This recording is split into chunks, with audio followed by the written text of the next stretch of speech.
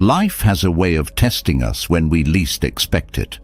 A sudden argument, a job loss, a relationship that crumbles, or even the endless noise of daily life can leave us feeling overwhelmed and powerless. It's as if the world is constantly throwing challenges our way, daring us to remain calm, collected, and in control. And yet, there are those who seem to walk through this chaos with an unshakable peace. How do they do it? What's their secret? It's not about having fewer problems or a life free of hardship. In fact, many of these individuals have faced incredible struggles, setbacks that could break the strongest among us. Yet, their peace is not dependent on the world around them. It comes from within. This kind of strength, this ability to remain calm and centered no matter what happens, isn't reserved for a select few. It's something that anyone can cultivate. The journey to this inner peace begins with a shift, not in the world, but in the way we interact with it. For most of us, life feels like a constant tug-of-war. We cling tightly to expectations, to control, to the hope that things will go our way. And when they don't, as they inevitably won't, we feel frustrated, anxious, and hurt. But what if you could let go of that rope? What if you could step back and stop being pulled in every direction? This isn't about shutting yourself off or ignoring the reality of life. It's about learning to face it with clarity and strength. Life will always be unpredictable. There will be joys and heartbreaks, victories and failures. But peace doesn't come from trying to manipulate every situation to suit your needs. It comes from mastering the art of responding rather than reacting. At the heart of this mastery lies the ability to observe without attachment. It's not about denying your emotions or suppressing your feelings. It's about seeing them for what they are, temporary, passing states that do not define you. This simple but profound shift can transform the way you approach everything in life. Anger no longer consumes you. Fear doesn't paralyze you. Disappointment doesn't shatter your sense of self. To reach this state, you don't need a perfect life. You don't need all the answers. What you need is the willingness to take a step back and see the world and yourself more clearly. Peace isn't something that comes from outside. It's something you cultivate within. And as you nurture this inner strength, you'll find that life's challenges no longer hold the power they once did. Consider this. How much of your stress comes not from what happens to you, but from how you respond? A harsh word, a missed opportunity, or a minor inconvenience can spiral into hours of overthinking and frustration. Yet, the power to break this cycle is always in your hands. It begins with a simple pause, a moment to breathe, to reflect, and to choose your response. This pause, small as it may seem, is the key to reclaiming control over your peace of mind. As you begin this journey, you'll realize that the things you once thought were so important, the opinions of others, the need for constant validation, the fear of failure, start to lose their grip on you. What replaces them is a sense of clarity and freedom. You no longer feel the need to chase after things that don't truly matter. Instead, you focus on what brings genuine joy and meaning to your life. This isn't a process of isolation or avoidance. It's about engagement, engaging with the world from a place of strength and balance. When you cultivate inner peace, you don't become indifferent or detached from life. On the contrary, you become more present, more aware, and more compassionate. You see the beauty in small moments, the lessons in every challenge, and the interconnectedness of all things. At its core, this journey is about liberation, not from life, but from the chains we place on ourselves. The fear, the doubt, the constant striving for things that never truly satisfy us, these are the barriers to peace. And with every step you take toward understanding and letting go, you chip away at these barriers. This path isn't about perfection. It's not about never feeling anger, sadness, or frustration. Those emotions are part of being human, but when you learn to navigate them with wisdom, they no longer control you. They become like passing storms, powerful but temporary, unable to shake the foundation you've built within yourself. And as you build this foundation, you'll notice a ripple effect. Your relationships improve because you're no longer reacting out of fear or insecurity. Your decisions become clearer because they're guided by wisdom rather than impulse.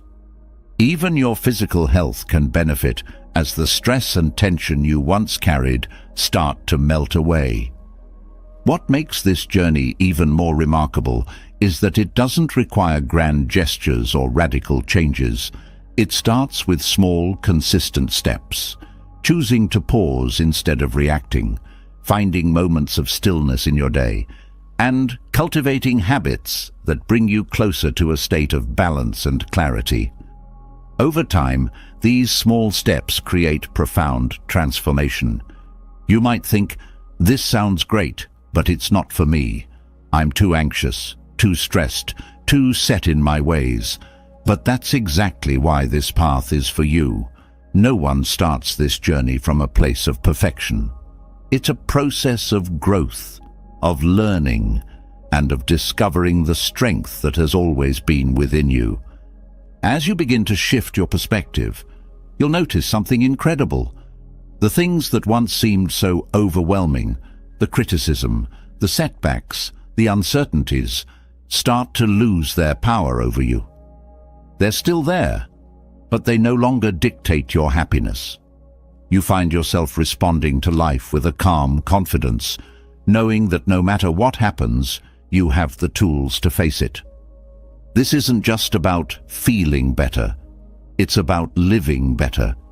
It's about stepping into each day with a sense of purpose and presence, unshaken by the chaos around you. It's about reclaiming your peace of mind, not by changing the world, but by changing the way you interact with it. So, where do you begin? The first step is simple. Decide to start. Decide that your peace is worth protecting, that your happiness is worth nurturing, and that your life is worth living fully. From there, every small effort you make becomes a step toward a stronger, calmer, more resilient you. This journey isn't about escaping life's difficulties. It's about meeting them with strength, clarity, and compassion. And as you continue to grow, you'll discover that true peace isn't found in avoiding the storms. It's found in learning to stand strong through them. That strength is within you, waiting to be unlocked. Let it guide you. There is a kind of freedom that cannot be taken away by circumstances. It doesn't depend on wealth, success, or the approval of others. This freedom comes from letting go, from releasing the grip we have on the things we think we need to feel secure and happy.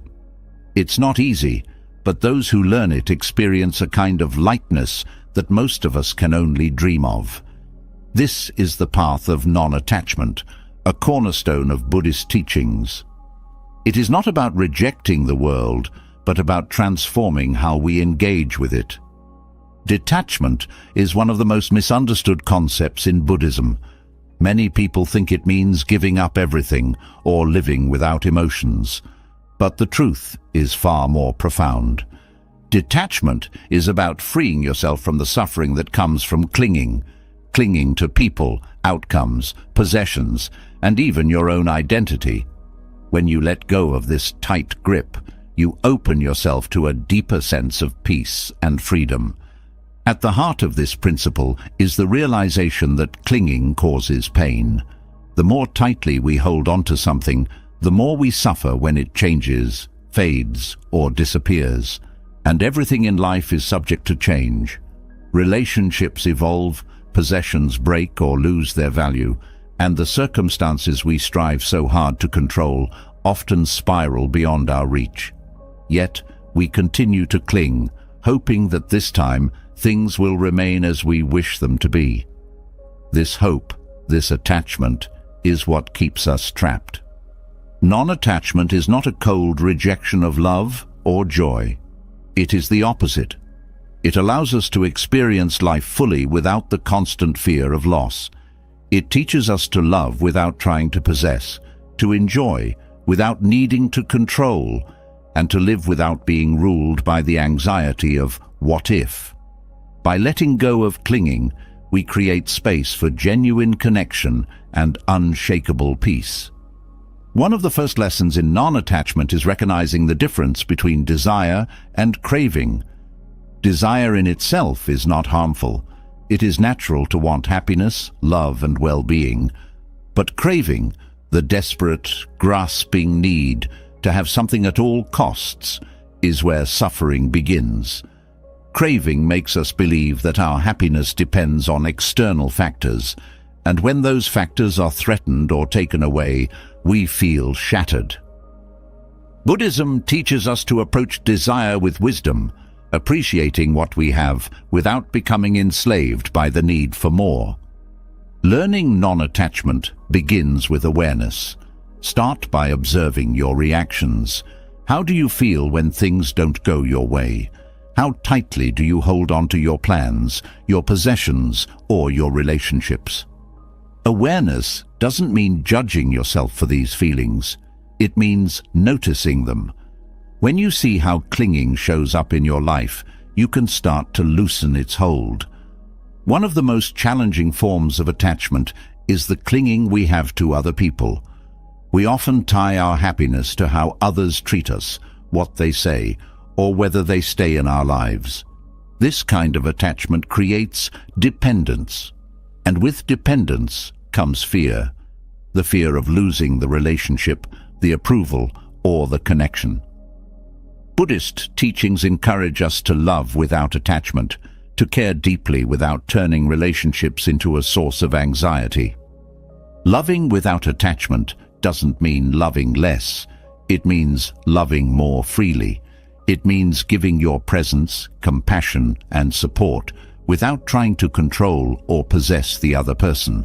It's about respecting their autonomy and allowing the relationship to grow naturally. When you stop clinging, your love becomes a gift, not a demand. Another area where attachment sneaks in is with possessions. Our culture encourages us to measure our worth by what we own, and we often develop a strong emotional connection to material things. But when our identity becomes tied to our possessions, we set ourselves up for suffering. Things break, go out of style, or get replaced. Non-attachment doesn't mean you can't enjoy your belongings. It means you don't let them define you. To practice detachment from possessions, start by asking yourself, do I own this, or does it own me? If the thought of losing something fills you with dread, it might be a sign of attachment. Try letting go of things that no longer serve you. Donate what you don't need or use. The act of releasing possessions can be surprisingly liberating, reminding you that your happiness doesn't depend on what you own. Clinging is not limited to physical objects or relationships. We also cling to ideas, beliefs, and identities. We often define ourselves by our job titles, achievements, or the roles we play in life. While these things are important, they are not who we are at our core. Attaching too strongly to a particular identity can lead to rigidity and fear of change. If you lose the job or the role, what happens to your sense of self? Buddhism invites us to see beyond these labels and roles. It teaches that our true nature is not confined to any one identity. When you let go of the need to cling to who you think you are, you open yourself to a greater sense of possibility. You become free to grow, adapt, and embrace life's changes without losing your sense of self. Letting go also applies to outcomes. How often do we pin our happiness on things turning out exactly as we planned? We create expectations, and when reality doesn't align with them, we feel disappointed, frustrated, or even betrayed. This kind of attachment keeps us trapped in a cycle of constant striving and dissatisfaction. Non-attachment doesn't mean you stop setting goals or working toward your dreams. It means you learn to release your grip on the outcome. When you focus on the effort rather than the result, you free yourself from unnecessary suffering. You can give your best to a project, a relationship, or a goal without being devastated if things don't go as expected. This doesn't mean you stop caring. It means you care without letting the result define your happiness. This shift in perspective allows you to enjoy the process, no matter what the outcome. Detachment is also about embracing impermanence. Everything in life is temporary. Clinging to the idea that something will last forever, whether it's a relationship, a possession, or a moment of happiness, sets us up for disappointment. Recognizing impermanence helps us appreciate the present without trying to hold on to it. It teaches us to cherish moments while they last and to let them go with grace when they pass. Non-attachment doesn't come easily. It requires practice and patience, but each step you take brings a sense of freedom and peace. Start small. Notice when you're clinging and gently remind yourself to let go. Practice gratitude for what you have without needing to make it permanent. And remember, non-attachment is not about avoiding life. It's about embracing it fully, without fear. When you let go, you discover that the peace you've been searching for was never outside of you. It was always within, waiting to be uncovered. This path is not about giving up. It's about gaining something far greater. The ability to live with an open heart and an unshakable sense of freedom. When you begin to release the weight of attachment, a remarkable thing happens. The mind becomes lighter, the heart steadier, and suddenly the challenges of life feel less daunting. But letting go is only one part of the journey. To truly thrive amidst life's storms, one must build a foundation of inner strength, a core of resilience that remains unshaken by the world's unpredictability. This strength doesn't come from physical power or external success.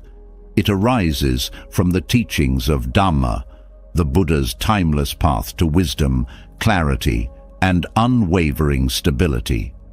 Resilience is often misunderstood. People think it's about toughening up, suppressing emotions, or powering through challenges without flinching. But true resilience, as taught in Buddhism, is rooted in understanding, acceptance, and adaptability. It's the quiet strength that comes from seeing things as they are and responding with wisdom rather than reacting out of fear or anger. This resilience allows you to stand firm, not because life becomes easier, but because you've cultivated the tools to navigate its difficulties with grace. At the core of building resilience is a deep awareness of life's impermanence. Everything changes: joy and sorrow, success and failure, even the people and circumstances we hold dear. Resistance to this truth is often the source of our greatest suffering. When you embrace impermanence, you stop fighting the natural flow of life. Instead of clinging to what was or dreading what might be, you learn to meet each moment with openness. This shift doesn't eliminate pain, but it prevents pain from becoming suffering. Resilience also grows from understanding the nature of your mind. The mind is a powerful tool, but it can also be your greatest obstacle. Thoughts, when left unchecked, can spiral into worry, fear, and self-doubt.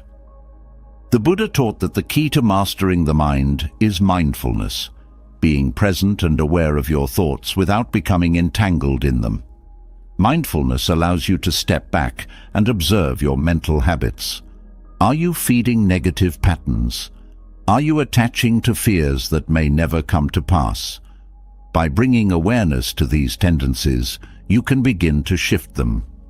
Another essential element of resilience is cultivating patience. Patience is not passive. It's an active strength that allows you to endure difficulties without losing your balance. It's the ability to stay grounded in the face of delay, hardship, or frustration. Patience teaches you to trust the process, to understand that growth often takes time, and that challenges are not roadblocks, but stepping stones on your path. With patience, you learn to wait without despair, and to act without haste. Compassion, both for yourself and others, is another cornerstone of resilience. Life's challenges can be harsh, and it's easy to turn that harshness inward, blaming yourself for not being strong enough or capable enough. But resilience flourishes when you treat yourself with kindness.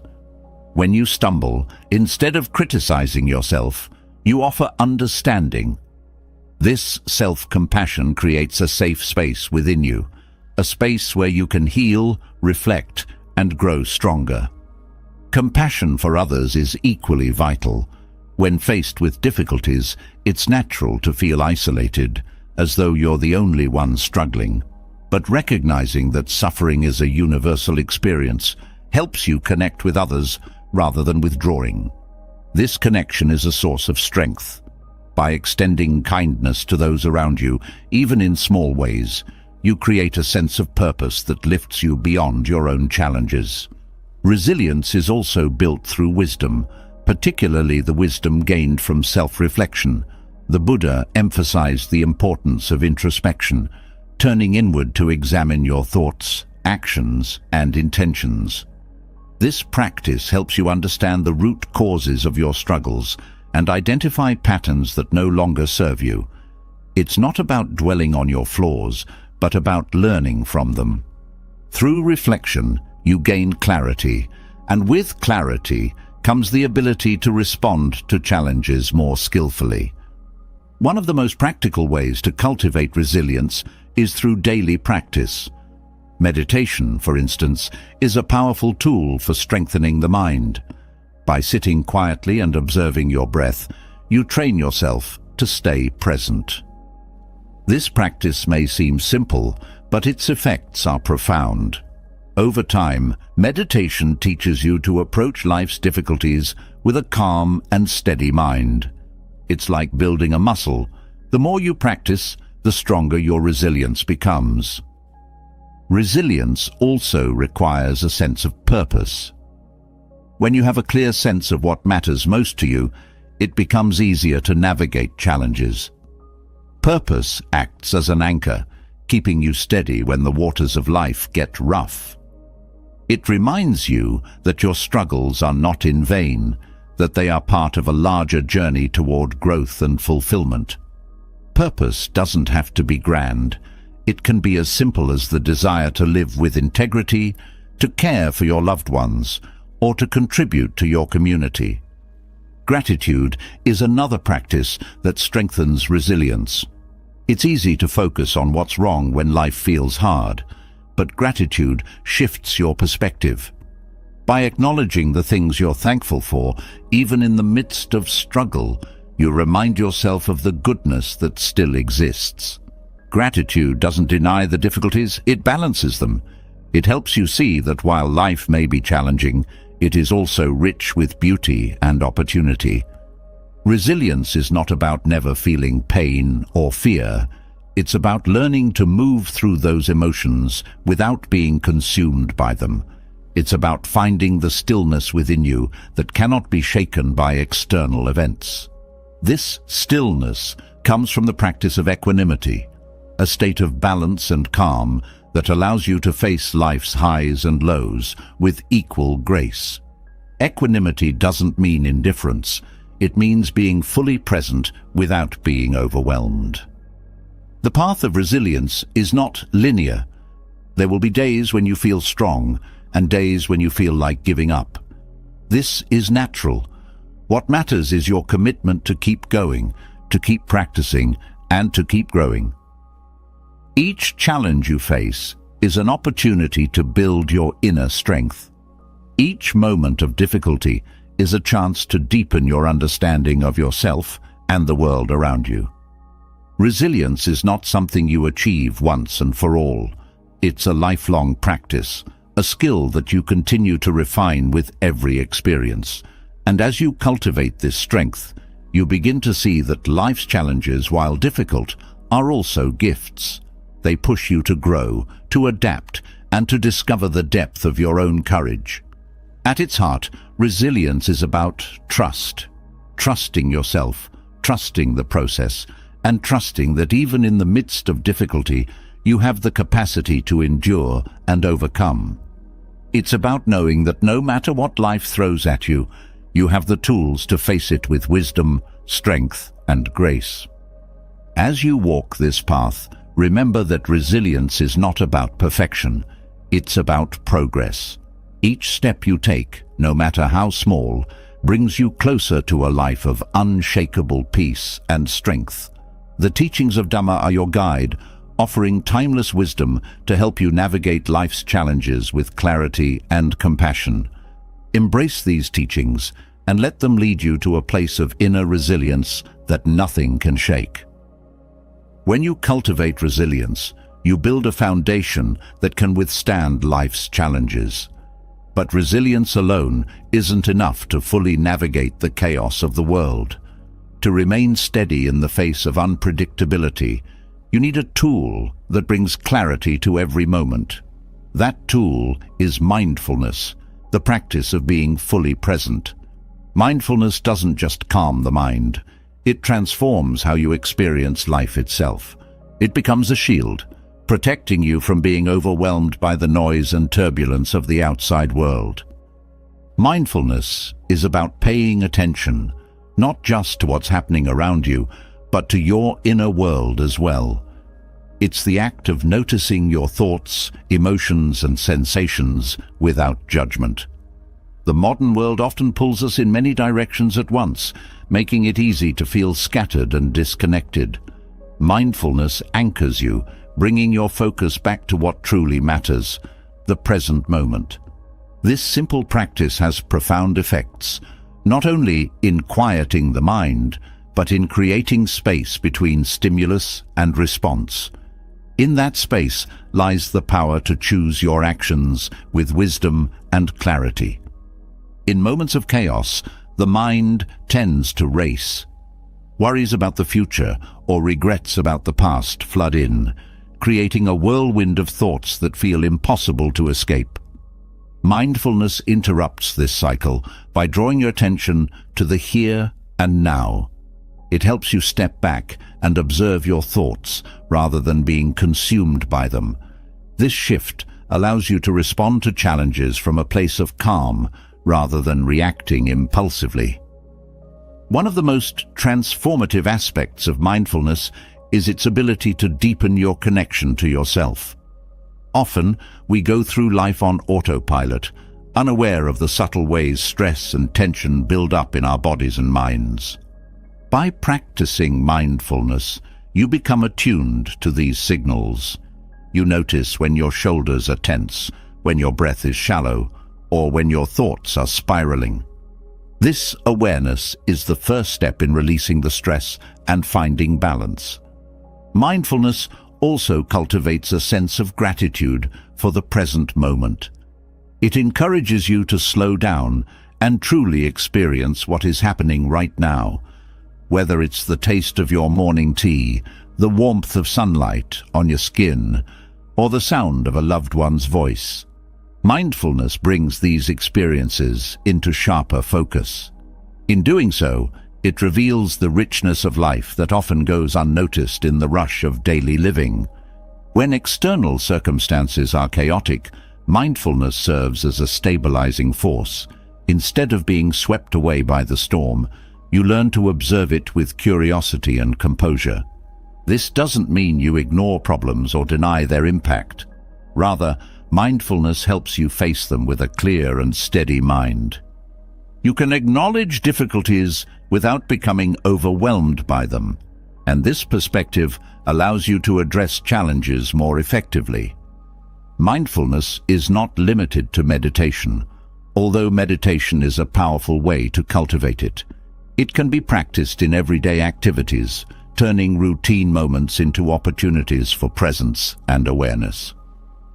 Washing dishes, Walking or even breathing can become acts of mindfulness when done with full attention. This integration of mindfulness into daily life makes it a practical tool for navigating the demands of modern living. Another benefit of mindfulness is its impact on relationships. When you are fully present, you listen more deeply and connect more authentically with others. Mindfulness allows you to hear not just the words someone is saying, but the emotions behind them. This deep listening fosters empathy and strengthens bonds, creating a foundation of trust and understanding in your interactions. Mindfulness also helps you develop a healthier relationship with your emotions. Instead of suppressing or avoiding difficult feelings, you learn to sit with them and explore their root causes. This practice transforms emotions from something to fear into valuable teachers. Anger, for example, might reveal unmet needs, while sadness can highlight areas of your life that require care and attention. By embracing emotions with mindfulness, you gain insight and grow stronger in the process. One of the greatest challenges of mindfulness is the mind's tendency to wander. Thoughts about the past and future are natural, but they pull you away from the present. The key to mindfulness is not to eliminate these thoughts, but to gently guide your attention back to the moment. This act of returning again and again is where the real growth happens. It builds mental discipline and trains your mind to remain focused even in the midst of distraction. Mindfulness is also a practice of acceptance. It teaches you to embrace life as it is, without constantly striving to change or control it. This doesn't mean you become passive or stop pursuing goals. Instead, you learn to approach life with an open heart, accepting the present moment while still working toward meaningful outcomes. This balance of acceptance and action is at the core of mindful living. The benefits of mindfulness extend beyond the mind. Research has shown that mindfulness can reduce stress, lower blood pressure, and improve overall well-being. By calming the nervous system, mindfulness creates a sense of relaxation that allows the body to heal and recharge. It's a reminder that the mind and body are deeply connected, and caring for one supports the health of the other. Mindfulness also cultivates resilience. When you practice being present, you develop the ability to stay calm and grounded in the face of difficulty. This resilience doesn't mean you won't feel pain or struggle. It means you'll have the tools to navigate those experiences with grace and wisdom. Mindfulness helps you see challenges as temporary and manageable rather than insurmountable. Over time, mindfulness transforms your relationship with time itself. Instead of rushing through moments to get to the next thing, you learn to savor each experience. This shift brings a sense of fulfillment and contentment that is not dependent on external achievements. It's a reminder that life's beauty is found not in grand events, but in the small, everyday moments. In cultivating mindfulness, patience becomes a vital companion. The benefits of mindfulness are not immediate. They unfold gradually with practice. There will be days when it feels effortless and days when it feels impossible. But with patience and persistence, mindfulness becomes a way of being, a natural part of how you engage with the world. Mindfulness also helps you see the interconnectedness of all things. It reveals the ways in which your thoughts, actions, and experiences are linked, creating a deeper sense of compassion for yourself and others. This awareness fosters a sense of unity and belonging, dissolving the barriers that often separate us from one another. At its core, mindfulness is a practice of coming home to yourself. It's a way of reconnecting with your inner wisdom and finding peace in the present moment. It doesn't require special equipment, advanced techniques, or hours of free time. All it asks is your attention, a willingness to pause, to breathe, and to be. In this simplicity lies its power. Mindfulness is not about perfection, it's about practice. It's about showing up for yourself, even on the days when life feels overwhelming. And as you continue to practice, you'll find that the present moment becomes a refuge, a place of stillness and strength, no matter what is happening around you. This practice of presence is a gift you give to yourself, one that grows richer with time. It's a reminder that even in the midst of chaos, there is always a quiet center within you. Through mindfulness, you learn to live from that center, navigating life's challenges with clarity, compassion, and grace. As mindfulness anchors you in the present moment, it reveals something profound. The mind, left unchecked, can become the greatest source of suffering. It is a constant storyteller, weaving narratives of fear, doubt, and distraction that cloud your clarity and disturb your peace. Yet, within this same mind lies the potential for liberation, a stillness and clarity that transform how you experience life.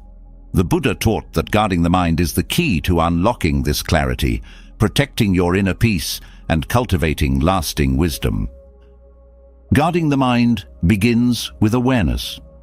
The mind is often compared to a garden. Left untended, it becomes overrun with weeds. These weeds are unhelpful thoughts, reactive emotions, and negative mental habits that grow unchecked if not carefully observed. The act of guarding your mind is like tending this garden, removing harmful growth, nurturing beneficial seeds, and ensuring that the space remains vibrant and healthy. This practice doesn't happen automatically. It requires vigilance, care, and intentionality. One of the most important steps in guarding the mind is recognizing the nature of your thoughts. Thoughts are not inherently good or bad, but the stories you attach to them can shape your emotions and actions in powerful ways. For example, a passing thought of worry about the future might spiral into anxiety if you latch onto it, creating scenarios that may never come to pass. The Buddha emphasized the importance of observing thoughts without judgment. By watching them as they arise and pass, like clouds drifting across the sky, you can begin to see their transient nature and loosen their grip on your emotions. Another aspect of guarding the mind is understanding the difference between thoughts that serve you and those that harm you. Positive, constructive thoughts uplift your spirit and guide you toward growth, while negative, destructive thoughts drain your energy and perpetuate suffering. Developing the discernment to identify these patterns is essential. When harmful thoughts arise, it's not about suppressing them, but redirecting your focus to something more meaningful. This shift takes practice, but becomes easier with time as you strengthen your ability to choose your mental focus. Guarding the mind also means being mindful of what you allow into your mental space. Just as a healthy diet is crucial for physical well-being, a healthy mental diet is vital for your inner peace.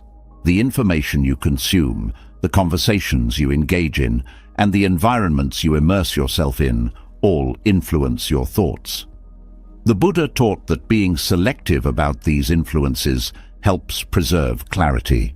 By choosing uplifting and nourishing inputs, you create fertile ground for positive mental habits to grow.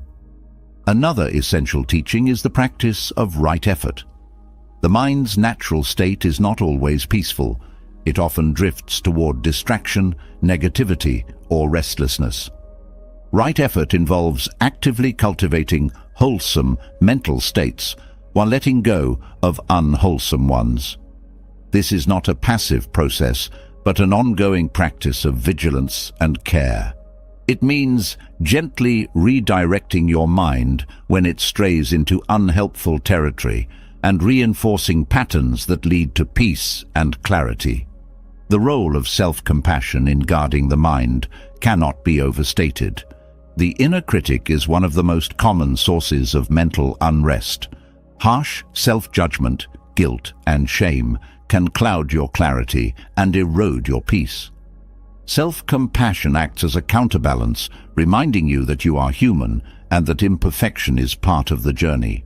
Instead of berating yourself for every misstep, you learn to treat yourself with kindness and understanding, creating a mental environment where growth and healing can flourish. A guarded mind is also a disciplined mind. Discipline, in this context, is not rigid or harsh. It is the steady commitment to your own well-being. It means practicing mindfulness, meditation, or other mental exercises regularly, even when it feels difficult. Over time, this discipline becomes second nature, creating a foundation of stability that supports you in every aspect of life. The more you train your mind, the more resilient and focused it becomes. Another important aspect of guarding the mind is developing equanimity, the ability to remain balanced and centered regardless of external circumstances. Equanimity does not mean indifference or apathy. It means being fully engaged with life while maintaining a sense of inner calm. This balance allows you to navigate challenges with clarity and wisdom, preventing emotional turbulence from clouding your judgment. Equanimity is cultivated through practice, as you learn to observe situations objectively and respond thoughtfully rather than reacting impulsively. One of the greatest challenges in guarding the mind is overcoming habitual reactivity. The mind often jumps to conclusions, assumptions, or judgments based on past experiences. These mental habits can lead to conflict, stress, or misunderstanding. The Buddha taught the importance of pausing before reacting, creating a space for mindful reflection. In this pause lies the power to choose a response that aligns with your values and intentions, rather than being driven by automatic patterns. Gratitude is another powerful tool for guarding the mind. When you focus on what is good and abundant in your life, you shift your mental perspective from lack to abundance. Gratitude creates a positive feedback loop, reinforcing thoughts that bring joy and contentment. This practice doesn't mean ignoring difficulties. It means balancing them with an appreciation for the beauty and blessings in your life. Gratitude softens the edges of hardship, allowing you to approach challenges with a more open and resilient mind. Developing mental clarity also involves simplifying your mental landscape. The mind often becomes cluttered with unnecessary worries, distractions, or to-do lists. Simplifying your thoughts means focusing on what truly matters, letting go of mental noise that doesn't serve you. This practice creates space for deeper insights and a greater sense of peace. Clarity arises not from adding more, but from removing what is unnecessary. Mindfulness plays a crucial role in guarding the mind. By staying present, you prevent your thoughts from wandering into the past or future, where regret and worry often reside. Mindfulness anchors you in the here and now, where clarity and peace are most accessible. Each moment of mindfulness strengthens your ability to remain grounded, even in the face of challenges. Another dimension of guarding the mind is cultivating joy. Joy is not the fleeting excitement of external pleasures, but the deep, abiding contentment that comes from within. When you nurture joy, you create a mental state that is naturally resilient to negativity. Joy acts as a shield, protecting your mind from the impact of stress or hardship. It reminds you that even in the midst of difficulty, there is still light to be found. Compassion for others also plays a role in mental clarity and peace. When you approach others with kindness and understanding, you reduce the mental turmoil caused by judgment, resentment, or conflict. Compassion creates harmony in your relationships, which in turn fosters a sense of peace within your own mind. This practice is not always easy, especially in challenging situations, but it is deeply transformative. The Buddha emphasized the importance of self-awareness in guarding the mind. Self-awareness allows you to recognize the triggers that disrupt your peace and the patterns that reinforce it. This knowledge is empowering, as it gives you the tools to navigate life with greater skill. Through self-awareness, you learn to steer your mind away from harmful tendencies and toward thoughts and actions that align with your highest self. A guarded mind is not free from challenges, but it is equipped to handle them with grace. It is a mind that has been trained to seek clarity, cultivate peace, and nurture wisdom. This process is not about achieving perfection, but about making progress. Each step you take in guarding your mind brings you closer to a state of inner harmony that cannot be shaken by external circumstances. As you continue this journey, remember that guarding the mind is a practice, not a destination. It is an ongoing commitment to your own well-being, a daily act of care and intention. With time, patience, and effort, you will discover the profound peace that comes from a mind that is clear, focused, and deeply connected to the present moment. This clarity becomes a guiding light, illuminating your path and helping you navigate life with wisdom and compassion. Guarding the mind gives you clarity and peace, but the strength of a well-guarded mind is magnified when it is paired with compassion. Compassion, or metta in Buddhist teachings, is more than just kindness. It is an active force that softens the edges of conflict, dissolves negativity, and transforms relationships. It allows you to meet difficult moments and challenging people with a heart open to understanding, rather than closing off in frustration or anger. Compassion is not a weakness. It is a profound source of strength that shields you from the corrosive effects of negativity. Compassion begins with the recognition that suffering is universal. Every person you encounter is carrying their own burdens, facing challenges you may never know about. This awareness shifts your perspective from judgment to empathy. Instead of reacting to negativity with defensiveness or anger, compassion invites you to see the underlying pain that might be driving someone's actions. This doesn't mean excusing harmful behavior. It means responding to it with wisdom rather than adding fuel to the fire. Practicing metta starts with yourself. Self-compassion is the foundation of loving kindness, as it teaches you to treat your own struggles with the same care and understanding you would offer to a dear friend. Too often, people are their own harshest critics, replaying mistakes and failures in their minds with relentless judgment. This inner negativity creates a fertile ground for external conflicts. When you learn to show yourself kindness, you break this cycle and create a reservoir of compassion that naturally extends to others. Extending compassion outward begins with intention. The Buddha taught the practice of metta bhavana, or loving-kindness meditation, as a way to cultivate a heart filled with goodwill. In this practice, you start by focusing on someone you care deeply for, wishing them happiness and peace. As the feeling of loving kindness grows, you expand it to include neutral people, those you struggle with, and eventually all beings. This practice is not about forcing yourself to feel a certain way, but about gently training your heart to open. One of the most transformative aspects of metta is its ability to deflect negativity. When faced with anger or hostility, the natural reaction is often to mirror that energy, escalating the situation. Compassion breaks this cycle by offering a different response.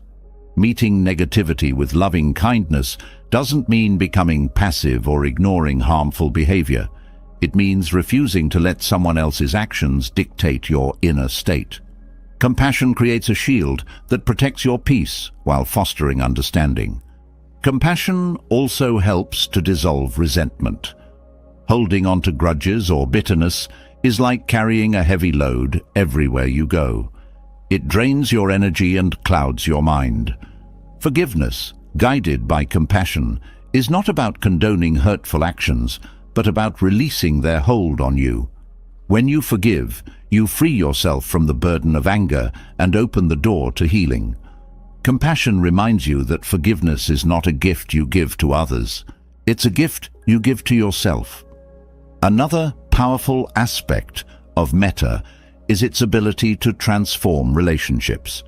When you approach others with loving kindness, you create an environment of trust and mutual respect.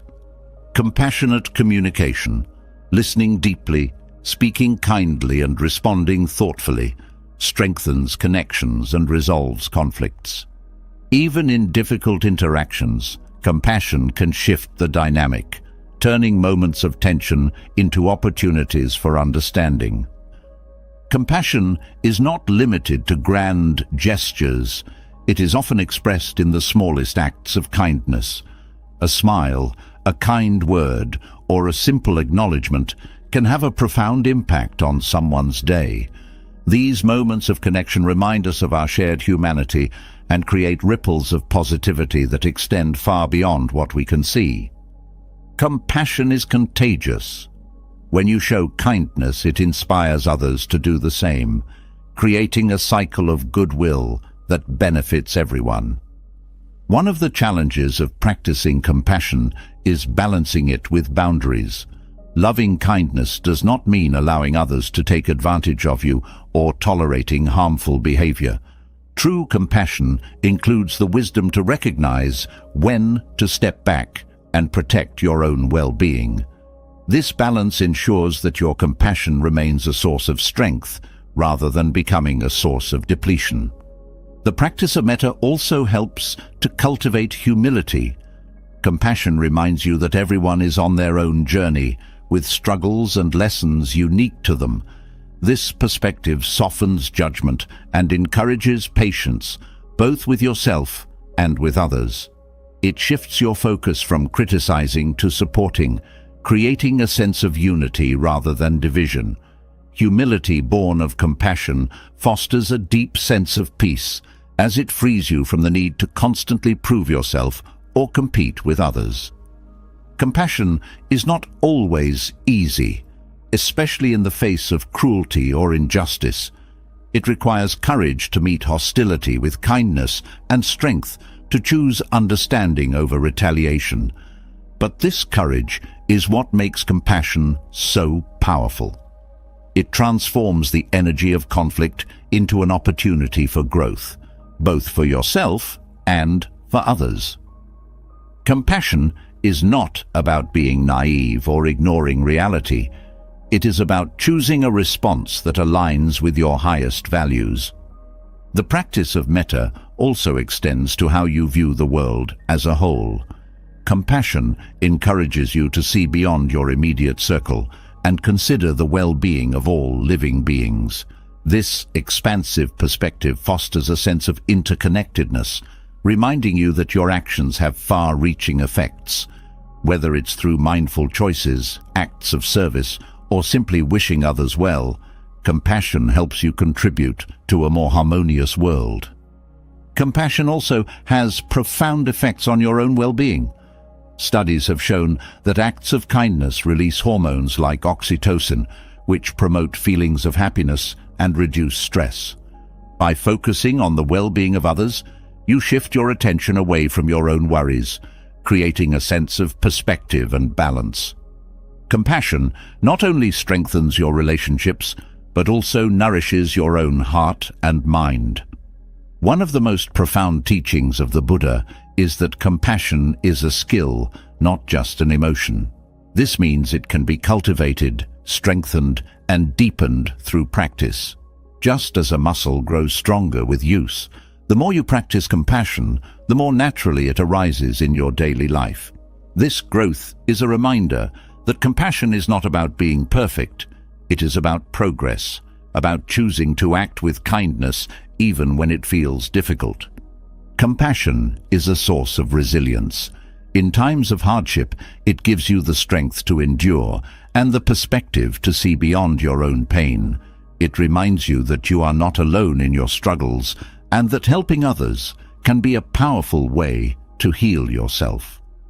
Compassion turns challenges into opportunities to connect, to grow, and to transform.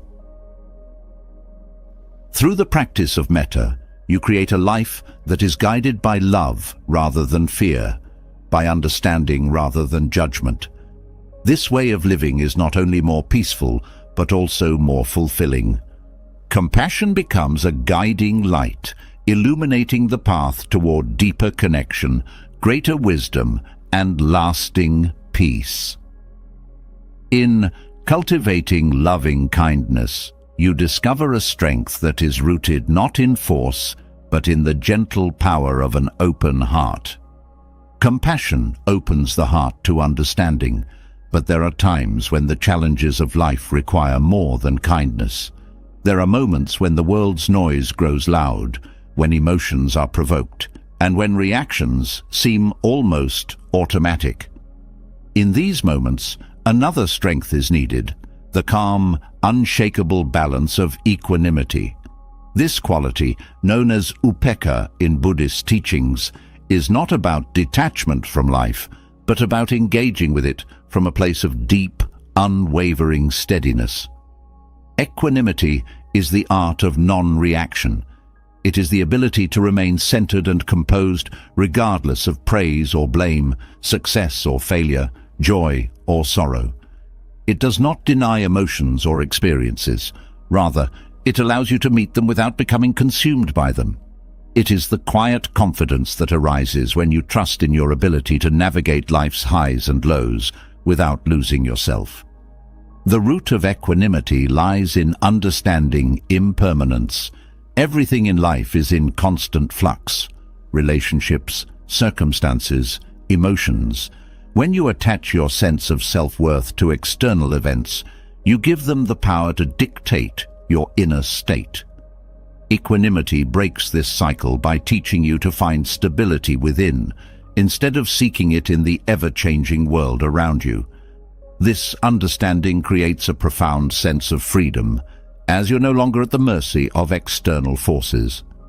One of the first steps in cultivating equanimity is observing your habitual reactions. The mind has a tendency to label experiences as good or bad, desirable or undesirable. These judgments trigger automatic responses, grasping for what feels pleasant and pushing away what feels uncomfortable. This cycle creates unnecessary tension and often blinds you to the deeper reality of the situation. Equanimity invites you to pause, to step back from these immediate judgments, and to see things with greater clarity. This practice is not about suppressing emotions or pretending that challenges don't affect you. It's about creating space between stimulus and response, allowing you to choose your actions consciously rather than reacting impulsively. This space is where wisdom arises.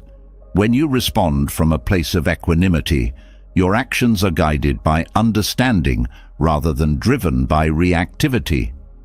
Equanimity also requires the cultivation of patience. In moments of provocation, the urge to react quickly can be overwhelming.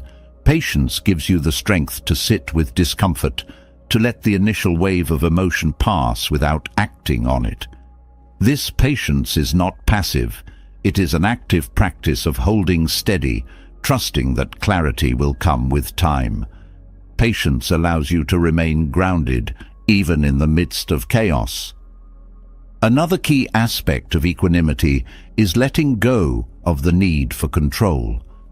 Much of the stress and frustration we experience comes from trying to control outcomes that are beyond our influence. Equanimity teaches you to focus on what you can control, your own thoughts, actions, and attitudes, while releasing attachment to results. This shift not only reduces stress, but also brings a sense of ease and acceptance. Equanimity is also deeply connected to self-awareness. To remain balanced in the face of provocation, you must first understand your own triggers. What makes you feel defensive? What situations spark anger or fear? By identifying these patterns, you gain insight into the roots of your reactions. This awareness empowers you to approach challenging situations with greater understanding and restraint. One of the most challenging aspects of practicing equanimity is dealing with criticism and blame. The natural response to criticism is often defensiveness, while praise can inflate the ego. Equanimity allows you to receive both with grace. It teaches you to see criticism as an opportunity for growth rather than a personal attack, and to view praise as a reflection of the other person's perspective rather than an ultimate truth. This balance helps you stay grounded, no matter what others say or think. Equanimity also extends to how you view success and failure. The highs of success can be as destabilizing as the lows of failure if you become attached to them. Equanimity reminds you that both are temporary and neither defines your worth. It encourages you to focus on the effort and intention behind your actions, rather than becoming overly fixated on the outcome. This perspective fosters resilience, as you are less likely to be discouraged by setbacks or overly reliant on external validation. Compassion and equanimity are closely linked. While compassion opens the heart to understanding and connection, equanimity provides the stability needed to sustain that openness in challenging moments. Without equanimity, compassion can be overwhelming. Without compassion, equanimity can become detached. Together, they create a balance that allows you to engage with the world fully while maintaining your inner peace. Equanimity also helps you navigate relationships with greater ease. When emotions run high, it's easy to become entangled in conflicts or misunderstandings. Equanimity allows you to step back and see the bigger picture. It helps you approach others with patience and understanding, even when their behavior is difficult. This doesn't mean tolerating harm or avoiding necessary boundaries. It means responding with wisdom and clarity, rather than being swept away by emotional reactions. The practice of equanimity also fosters humility. It reminds you that you are not the center of the universe, and that other people's actions are often more about them than about you. This perspective reduces the sting of perceived slights and helps you approach situations with greater objectivity. Humility born of equanimity frees you from the need to constantly defend your ego, creating space for deeper connection and understanding. Equanimity is not something you achieve overnight. It is a skill that grows with practice and patience. Each moment of challenge is an opportunity to strengthen this quality, to learn from your reactions, and to choose a different response. Over time, equanimity becomes a natural part of how you engage with the world, a steady anchor that keeps you grounded in the face of life's turbulence. At its core, equanimity is about trust. Trust in your ability to navigate challenges, trust in the impermanence of all things, and trust in the wisdom that arises from stillness. It is the confidence that no matter what life brings, you have the inner resources to meet it with grace and clarity. This trust transforms not only how you experience difficulties, but also how you approach every aspect of your life. Through the practice of equanimity, you cultivate a state of mind that is both peaceful and powerful. It is a peace that cannot be shaken by external events, and a power that comes from being rooted in the present moment. This balance is not just a personal refuge, but a gift you bring to the world. When you remain calm and composed, you inspire others to do the same, creating a ripple effect of stability and harmony. Equanimity is not about removing yourself from the world, but engaging with it in a way that honors your inner peace. It is the art of remaining steady, not by avoiding life's storms, but by learning to stand strong in their midst. Through this practice, you discover a depth of strength and clarity that transforms how you experience the world and how the world experiences you. Equanimity teaches you to find stability in the storm, but to truly embody this calm, it is essential to understand and embrace the transient nature of all things.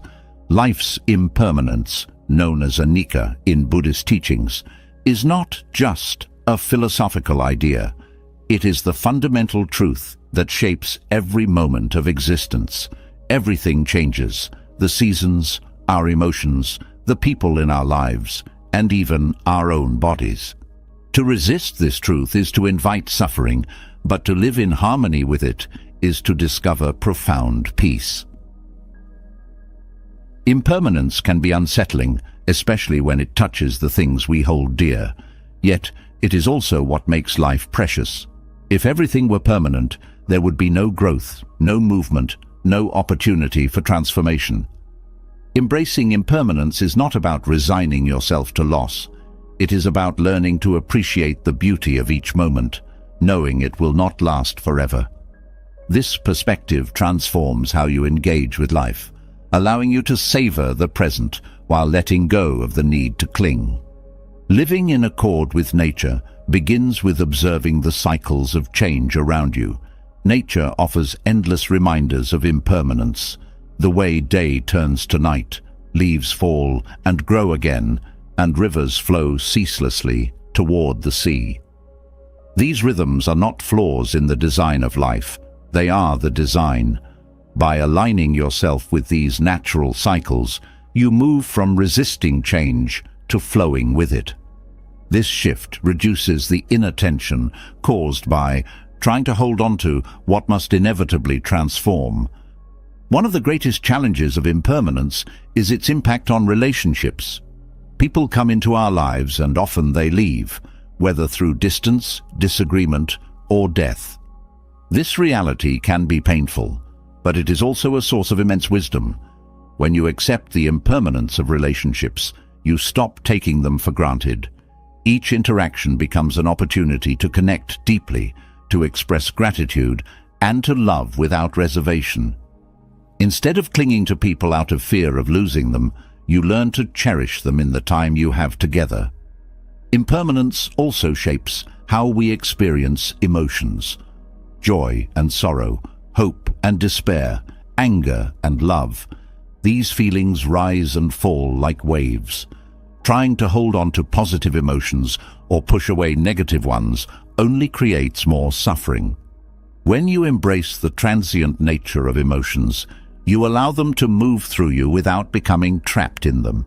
This openness helps you navigate both the highs and lows of life with greater ease and balance. Another profound teaching of impermanence is its effect on how we view material possessions.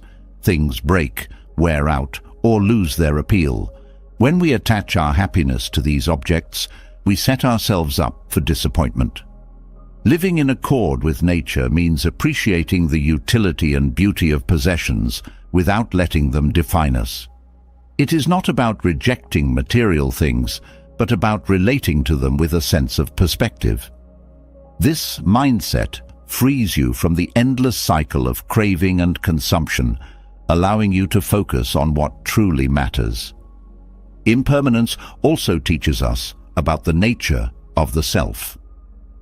The person you are today is not the same as the person you were 10 years ago, or even yesterday.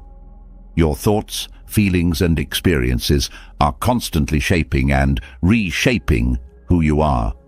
This fluidity can be liberating when you let go of rigid ideas about your identity. Instead of clinging to a fixed sense of self, you embrace the opportunity to grow, adapt, and become.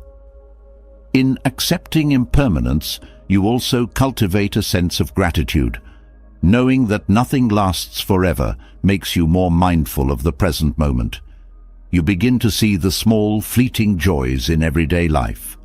A kind word, a sunset, the sound of laughter, and recognize their value.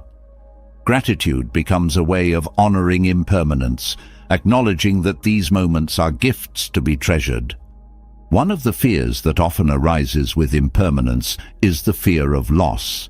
Whether it's the loss of a loved one, a dream, or a stage of life, these transitions can feel overwhelming.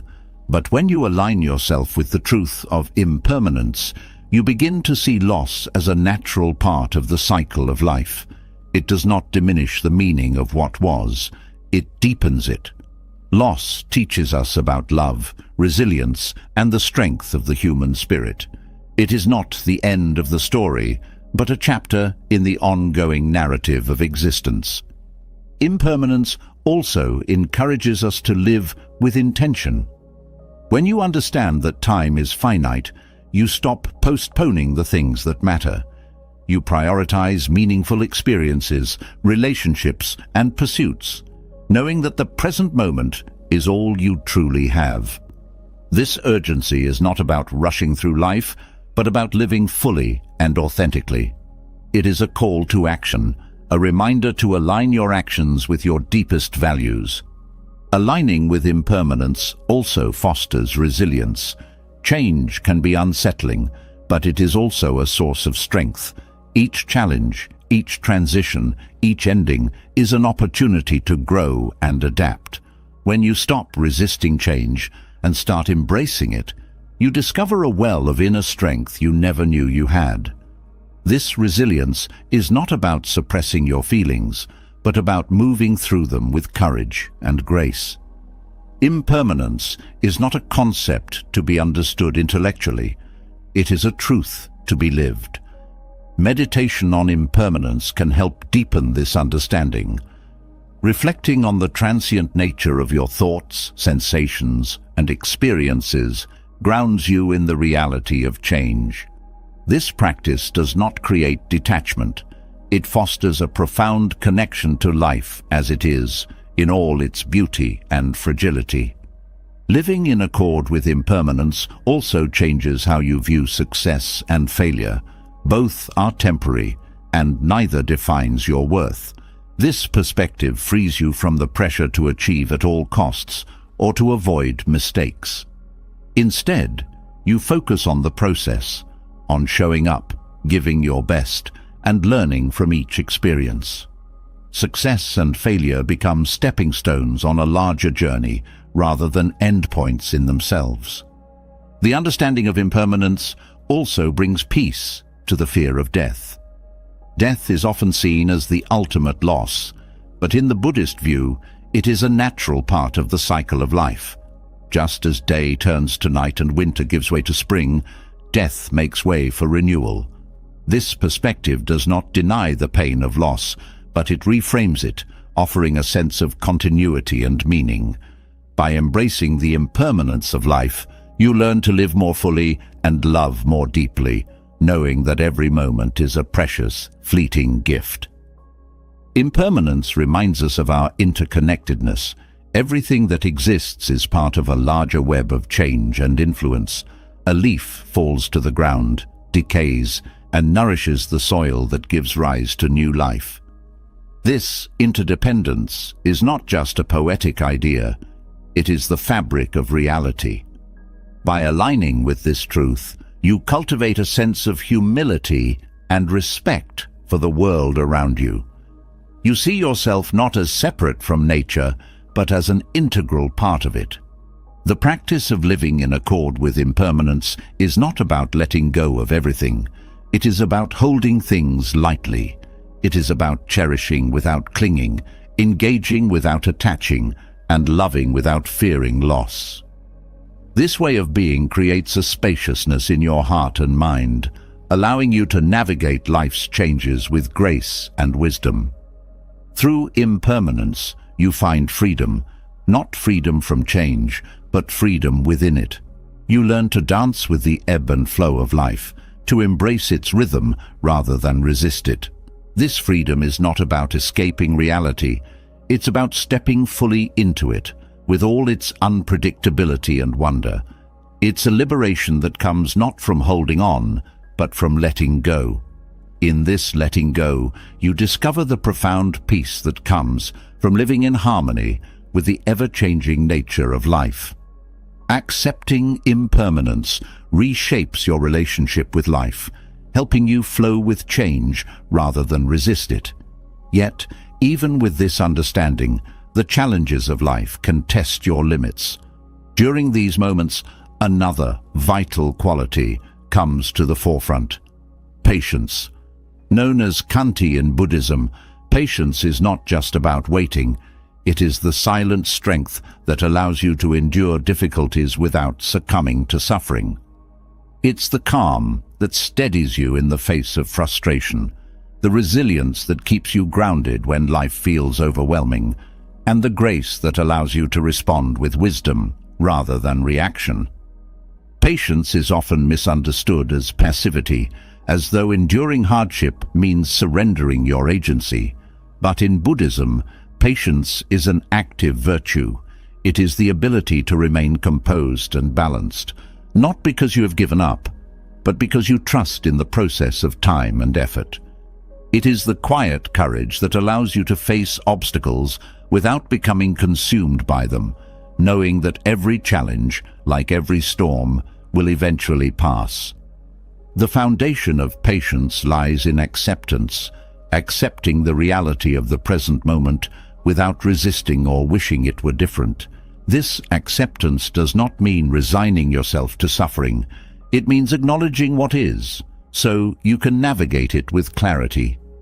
When you resist the present, you create tension and frustration, but when you accept it, you open the door to peace and possibility. This shift in mindset transforms how you experience challenges, allowing you to face them with a sense of calm rather than chaos. Patience is closely tied to mindfulness. When your mind is scattered, jumping between past regrets and future worries, it is easy to become impatient.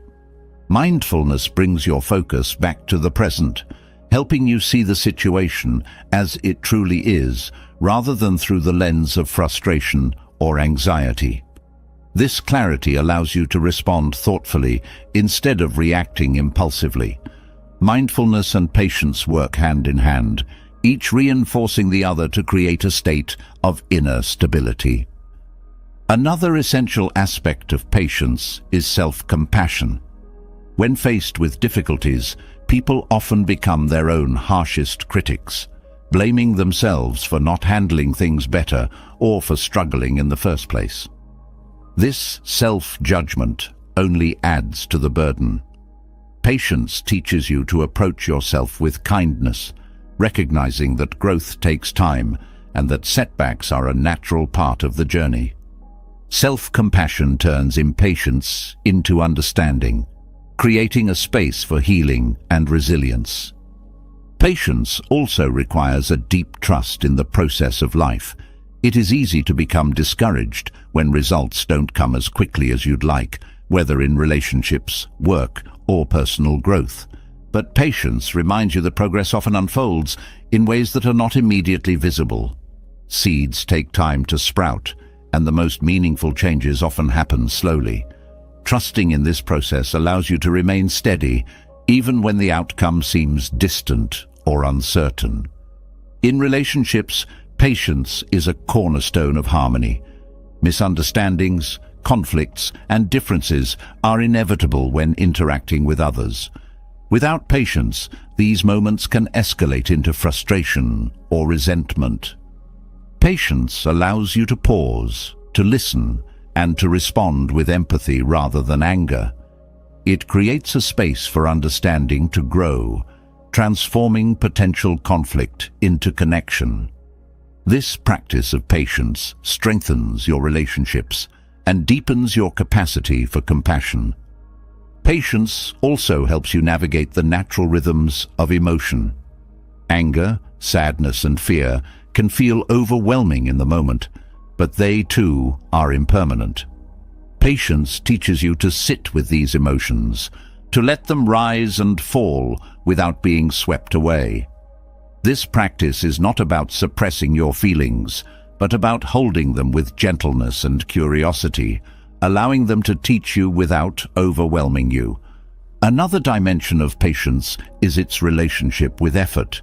In a world that often prioritizes instant gratification, it can be challenging to stay committed to long-term goals or endeavors. Patience reminds you that meaningful achievements require time, dedication, and perseverance. It allows you to keep going even when progress feels slow or invisible.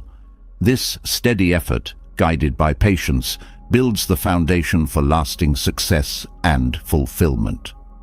Patience also plays a critical role in decision-making. When faced with important choices, the urge to act quickly can lead to impulsive decisions that may not align with your values or goals.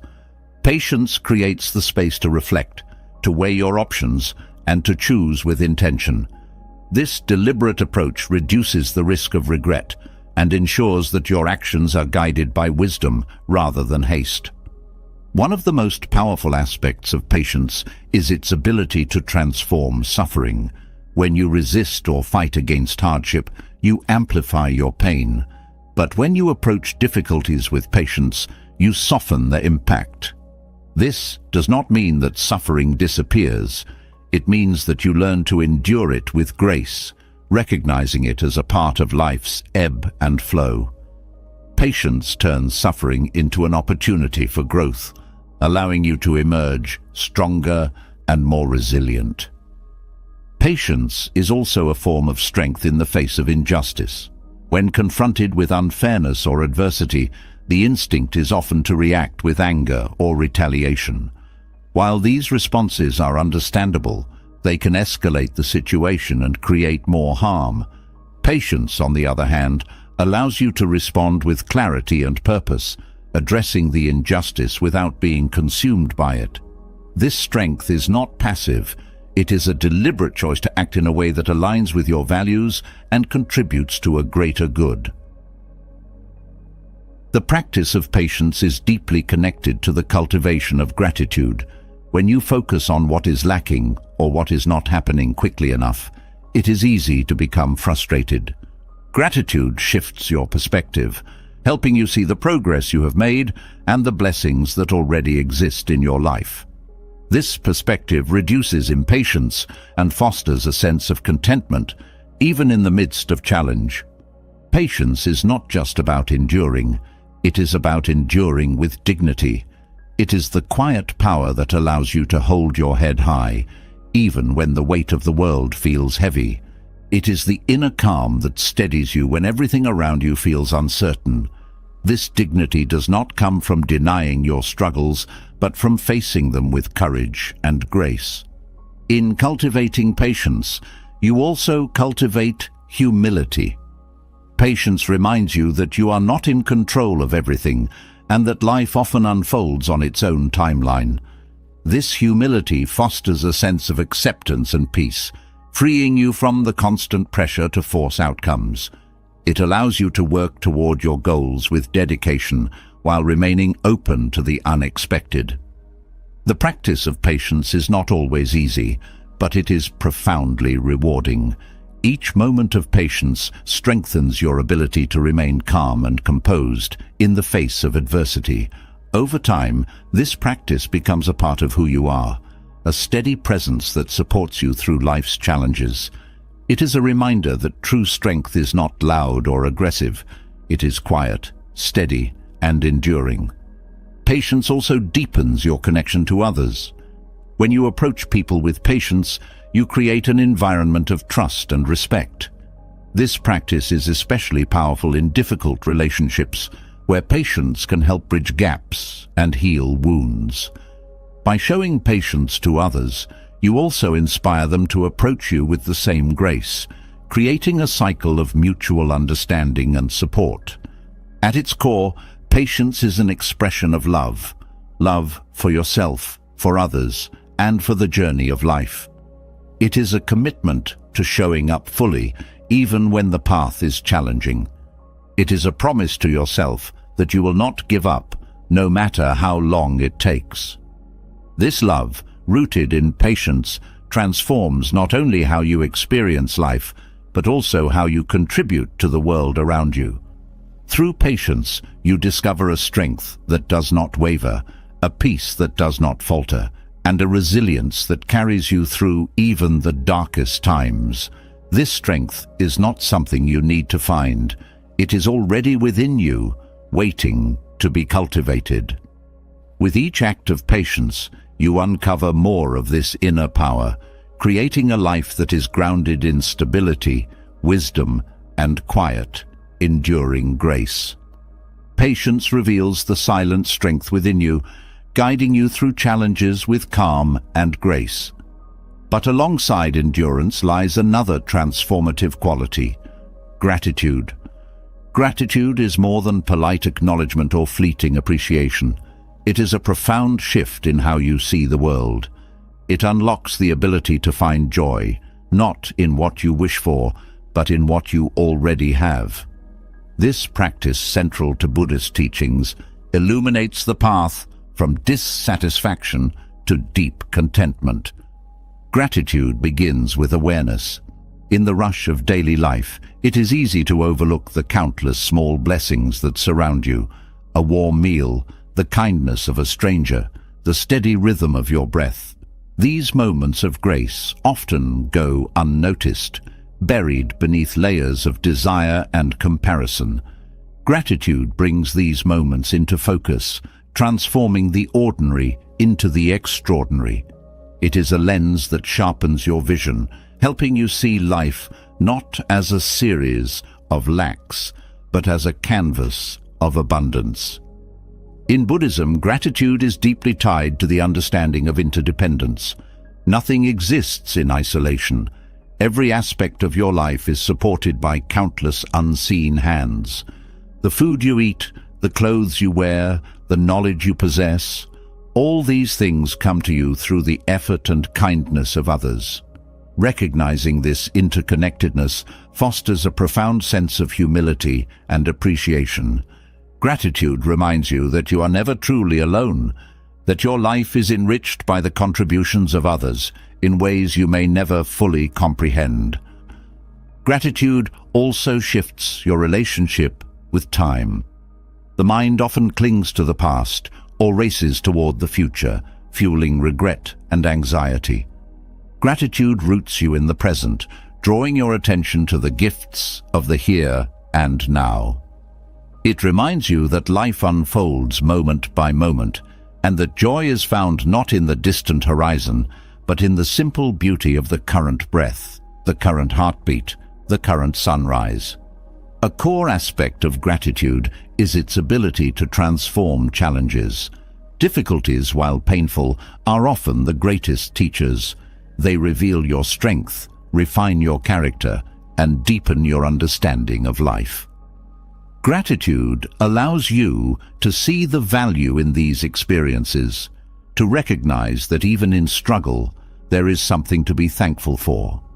This perspective does not diminish the difficulty of the challenge, but it does soften its edges, allowing you to navigate it with greater resilience. Gratitude also nourishes your relationships. When you express appreciation for the people in your life, you strengthen your bonds and create an atmosphere of warmth and connection. Gratitude shifts the focus from what is missing in your relationships to what is present. It reminds you to cherish the kindness, support, and love you receive, no matter how small. This practice of gratitude fosters mutual respect and deepens the sense of belonging within your community. Another profound teaching of gratitude is its role in reducing envy and comparison. The human mind has a tendency to focus on what others have and what you lack. This comparison fuels dissatisfaction and creates a cycle of craving. Gratitude breaks this cycle by redirecting your attention to what you already possess. It shifts your focus from scarcity to abundance, helping you see that your life is already full of blessings, regardless of external circumstances. Gratitude also brings clarity to the impermanence of life. When you understand that everything is transient, the joys, the sorrows, the people you love, you learn to cherish each moment as it comes. Gratitude helps you hold these moments lightly, appreciating them fully without clinging. This practice not only enhances your joy, but also prepares you to let go with grace when the time comes. Gratitude is deeply linked to mindfulness. When you are fully present, you become more attuned to the gifts of the moment. The warmth of the sun on your skin, the sound of laughter, the taste of a simple meal. Mindfulness brings these experiences to life, and gratitude amplifies their richness. Together, they create a state of being where contentment arises naturally, free from the need for more. In cultivating gratitude, self-reflection plays a vital role. Reflecting on what you are thankful for deepens your understanding of life's blessings. This reflection can take many forms: a gratitude journal, a moment of silent thanks before a meal, or a heartfelt conversation with someone you appreciate. These practices anchor gratitude in your daily life, transforming it from a fleeting feeling into a lasting habit. Gratitude also extends to yourself. Too often, people focus on their flaws or what they perceive as lacking within themselves. Gratitude shifts this perspective, encouraging you to acknowledge your strengths, your growth, and the effort you put into your journey.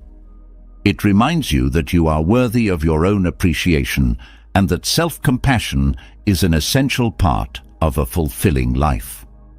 The practice of gratitude is not about ignoring life's difficulties or pretending everything is perfect.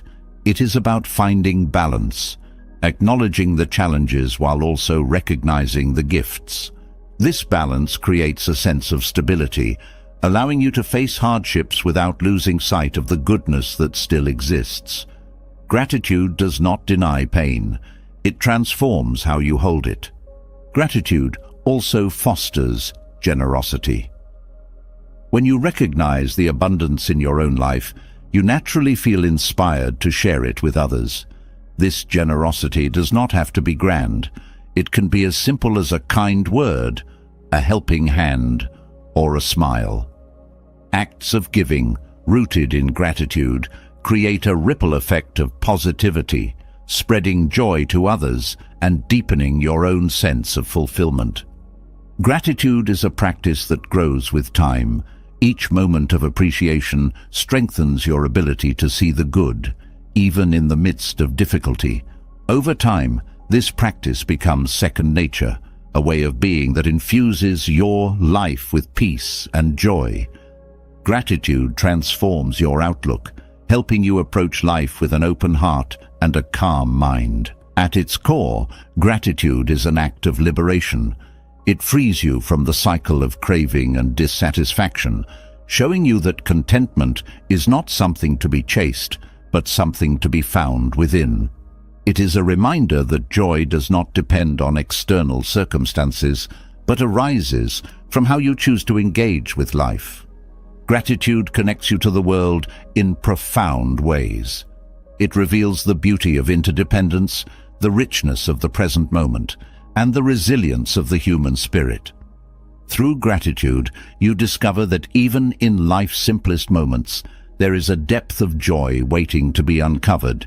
This realization transforms how you see the world and how you move through it, grounding you in a sense of contentment that nothing can shake.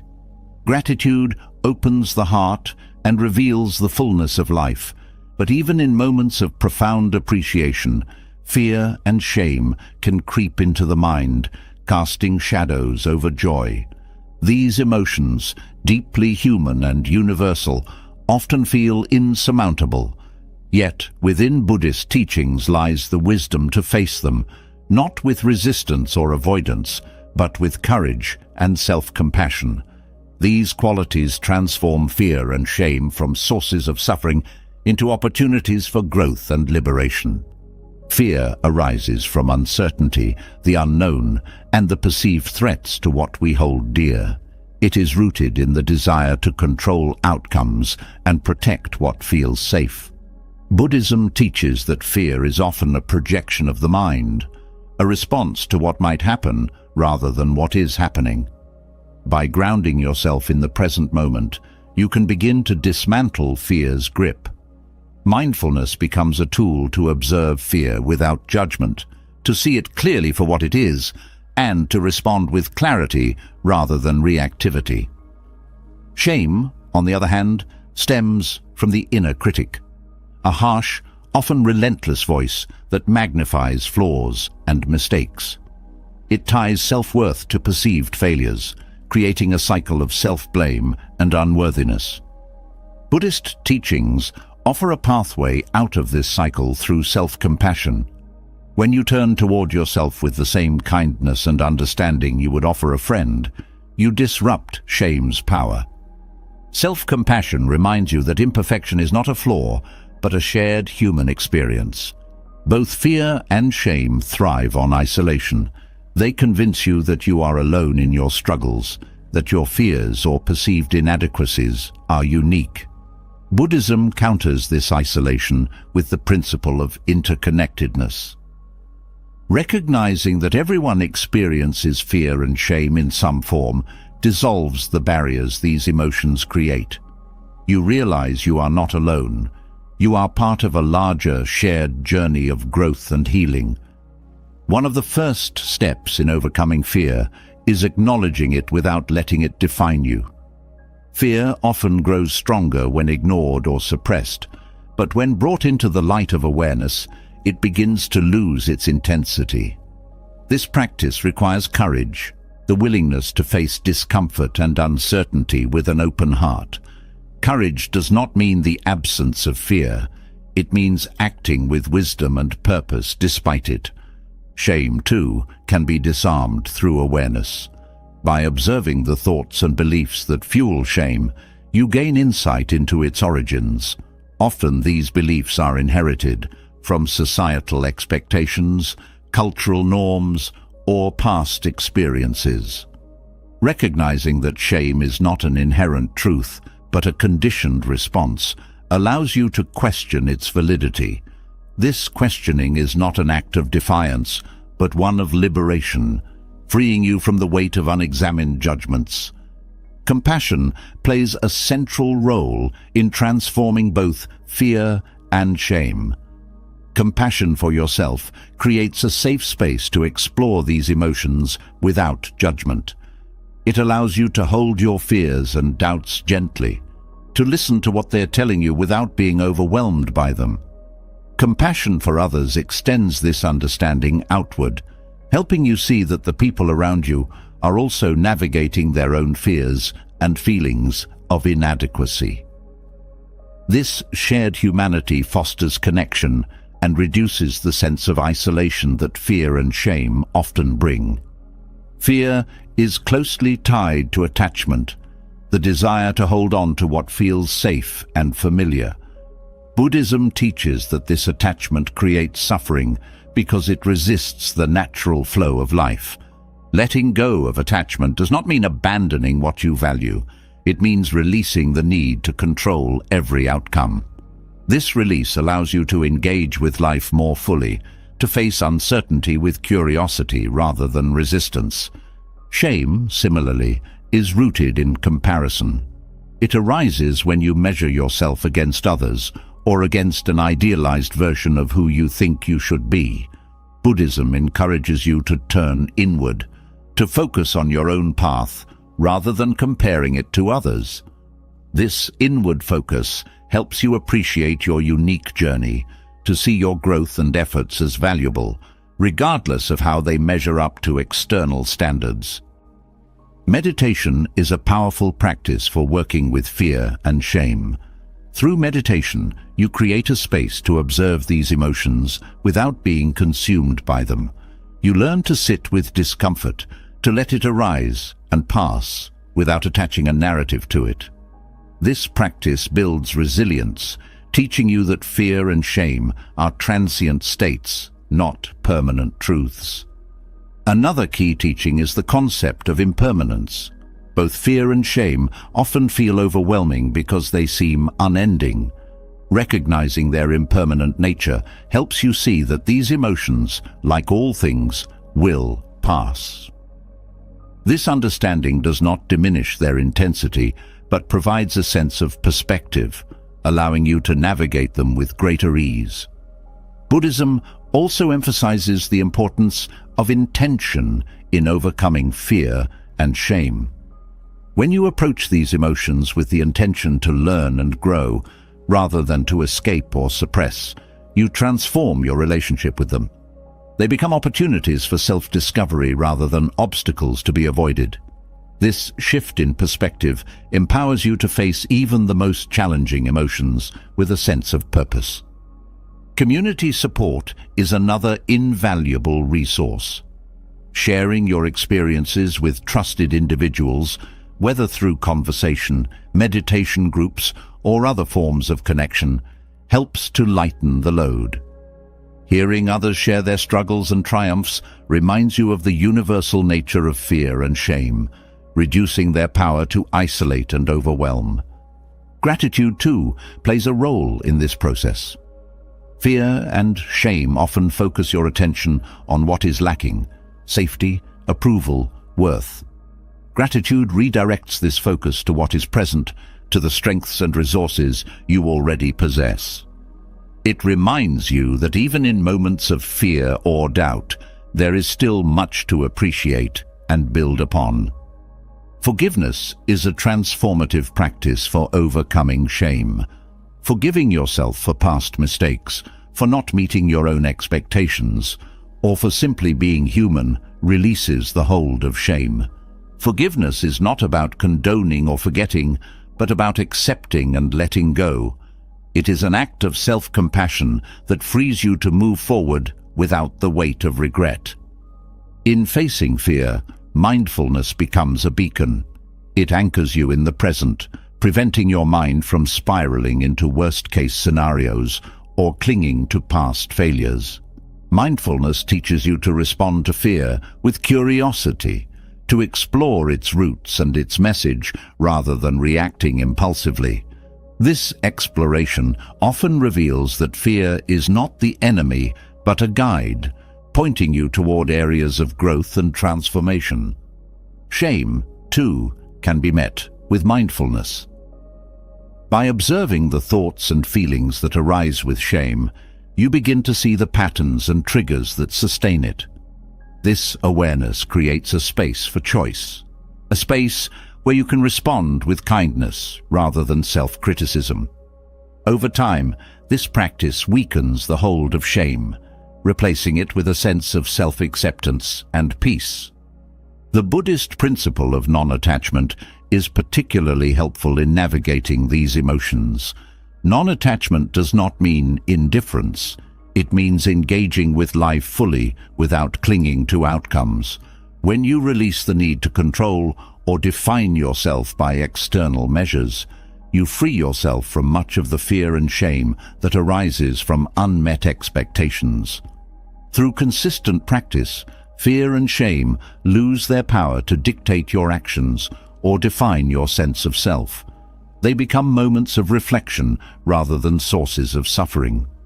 Overcoming these emotions is not about eradicating them. It is about transforming your relationship with them. It is about meeting them with wisdom, compassion, and courage, and allowing them to become catalysts for growth and self-discovery. Buddhist teachings remind you that fear and shame are not signs of weakness. They are invitations to deepen your practice, to reconnect with your inner strength, and to cultivate a greater sense of compassion for yourself and for others. These emotions, when approached with patience and understanding, reveal the profound resilience of the human spirit and the boundless capacity for healing and growth within each of us. Facing fear and shame with courage and compassion reveals the depths of your resilience and the transformative power of acceptance. Yet, to sustain this strength and maintain a peaceful mind, there must be a foundation, a guiding principle that aligns your actions with your inner values. In Buddhism, this foundation is sila, or ethical conduct. Sila is not merely a set of rules. It is a way of living that cultivates harmony, integrity, and stability within yourself and your interactions with the world. It is the bedrock upon which inner peace and clarity are built. Ethical conduct in Buddhism begins with intentionality. Actions are not judged solely by their outcomes, but by the motivations behind them. This focus on intention encourages mindfulness in every decision, helping you to act in ways that reflect kindness, honesty, and respect for all beings. When your actions are rooted in wholesome intentions, they not only bring positive outcomes, but also protect your inner stability. You are free from the guilt or regret that arises when actions conflict with your values. One of the core teachings of Sila is the principle of non-harming. This principle extends to all living beings, reminding you to approach life with compassion and care. Avoiding harm is not limited to physical actions. It includes words and thoughts as well. Harsh words or unkind judgments can cause pain as surely as physical acts, both to others and to yourself. By practicing non-harming, you create an environment of safety and trust, allowing relationships to flourish and your mind to remain at ease. Truthfulness is another pillar of Sila. Honesty builds trust, not only with others, but also within yourself. When you speak and act truthfully, you align your external behavior with your inner values, creating a sense of integrity and self-respect. Deception, on the other hand, creates inner conflict and anxiety, as you must constantly manage the gap between reality and the falsehoods you create. Truthfulness simplifies your life and fosters a sense of freedom, as you are no longer weighed down by the burden of dishonesty. The practice of non-stealing, another aspect of Sila, extends beyond material possessions. It includes respecting others' time, energy, and boundaries. Taking without consent, even in subtle ways, creates imbalance and tension in your interactions. Living with respect for others' rights fosters mutual understanding and harmony. This practice also nurtures contentment, as you learn to appreciate what you have rather than coveting what belongs to others. Mindfulness plays a critical role in maintaining ethical conduct. It helps you stay aware of your thoughts, words, and actions, allowing you to pause and reflect before making decisions. This awareness prevents impulsive behaviors that may lead to harm or regret. By cultivating mindfulness, you create a space between stimulus and response, where you can choose actions that align with your values and intentions. Practicing ethical conduct also involves restraint. In a world filled with temptations and distractions, restraint helps you maintain focus on what truly matters. It is not about denying yourself pleasure, but about avoiding actions that lead to unnecessary suffering. Restraint empowers you to act with discernment, ensuring that your choices contribute to your well-being and the well-being of others. Generosity, too, is an integral part of Sila. Giving freely of your time, energy, or resources fosters a sense of abundance and connection. It shifts your focus from self-centered desires to the joy of contributing to others' happiness. Generosity breaks down barriers of separation and cultivates a spirit of gratitude and interdependence. It reminds you that true wealth is not measured by what you have, but by what you share. Ethical conduct is not about perfection, it is about progress. The Buddha recognized that humans are fallible and that growth is a gradual process. Practicing Sila means committing to continuous improvement, learning from mistakes, and striving to align your actions more closely with your values over time. This commitment fosters resilience and self-compassion, as you recognize that each step, no matter how small, contributes to your spiritual growth. Metta, or loving kindness, underpins ethical conduct. When your actions are guided by a genuine desire for the well-being of all beings, they naturally align with the principles of Sila. Loving kindness transforms interactions, creating a ripple effect of positivity and connection. It encourages you to act not out of fear or obligation, but out of a heartfelt commitment to creating harmony and reducing suffering. Practicing Sila also involves examining and transforming unwholesome habits. Habits such as anger, greed, or jealousy can lead to actions that harm yourself and others. Through mindfulness and reflection, you can identify these patterns and work to replace them with more wholesome tendencies. This transformation is not about suppressing negative emotions, but about channeling them in constructive ways. It is about cultivating patience, generosity, and understanding in the face of challenges. The practice of Sila is deeply connected to the principle of interconnectedness. Your actions do not occur in isolation. They ripple outward, affecting others and the world around you. Ethical conduct acknowledges this interconnectedness, encouraging you to act in ways that promote harmony and reduce harm. By living ethically, you contribute to a larger sense of balance and peace, both within yourself and in the world. One of the greatest benefits of ethical conduct is the sense of inner stability it creates. When your actions align with your values, you experience a deep sense of integrity and self-respect. This alignment frees you from the inner conflict that arises when behavior contradicts beliefs. It creates a foundation of trust in yourself, knowing that you are acting in ways that reflect your highest intentions. Ethical conduct also fosters humility. It reminds you that you are part of a larger whole, that your actions have consequences beyond yourself. This humility encourages a sense of responsibility and accountability, helping you to act with greater care and mindfulness. It also fosters gratitude, as you recognize the many ways in which others' ethical actions contribute to your well-being. Living ethically requires courage.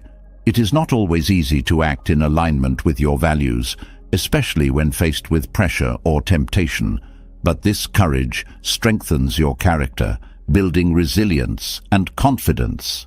Each act of integrity reinforces your commitment to living a life of purpose and meaning. Through the practice of Sila, you cultivate a sense of freedom from the guilt, anxiety, and regret that arise from unwholesome actions. Freedom to live authentically, guided by your deepest values. This freedom is not a release from responsibility, but a liberation through responsibility. A sense of peace that comes from knowing you are living in harmony with yourself and the world around you. As you deepen your practice of ethical conduct, you begin to see its transformative power. It is not just a set of rules to follow, but a way of being that brings stability, clarity, and joy to your life. It is a path of connection, a reminder that your actions matter, and that each choice contributes to the unfolding of a more harmonious and compassionate world. Through Sila, you discover the profound strength and peace that come from living a life of integrity. Living a life of ethical conduct creates a foundation of integrity and inner stability, but to navigate the complexities of life's challenges fully, a more comprehensive framework is needed. The Noble Eightfold Path offers just that, a practical and profound guide for aligning your thoughts, actions, and intentions with wisdom and compassion. This path is not a rigid set of rules, but a flexible living practice that addresses the whole of human experience, helping you respond to life's difficulties with clarity and balance. The Eightfold Path is rooted in the understanding that life often presents difficulties, and the way we respond to them determines our inner peace. It is a holistic approach that addresses morality, mindfulness, and mental discipline, weaving these elements together to create a harmonious way of living. Each aspect of the path is interconnected, strengthening and supporting the others. When practiced together, they form a comprehensive guide to reduce suffering and increase understanding.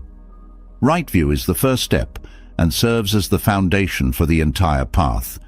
It encourages you to see life clearly, to understand the impermanence of all things, and to recognize the interconnected nature of existence.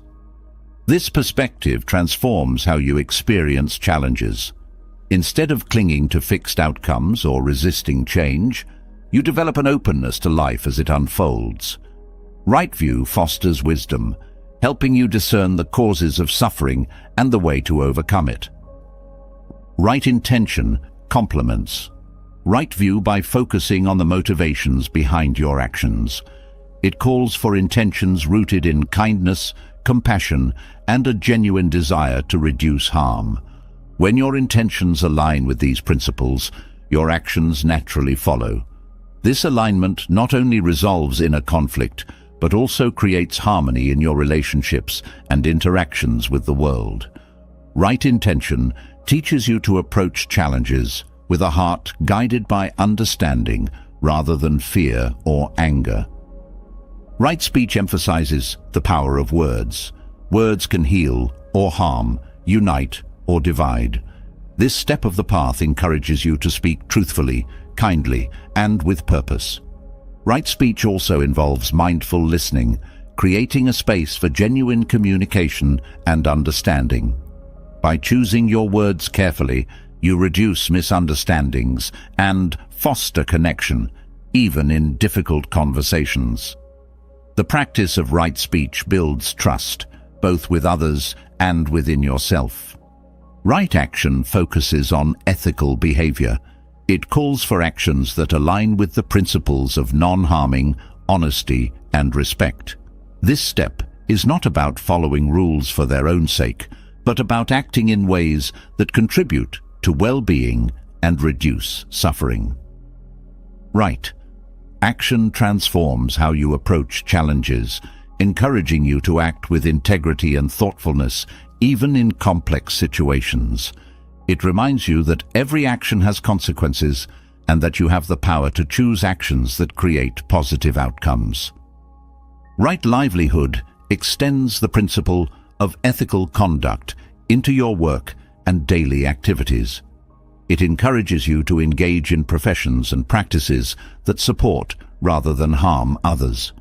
Right livelihood is not limited to paid work.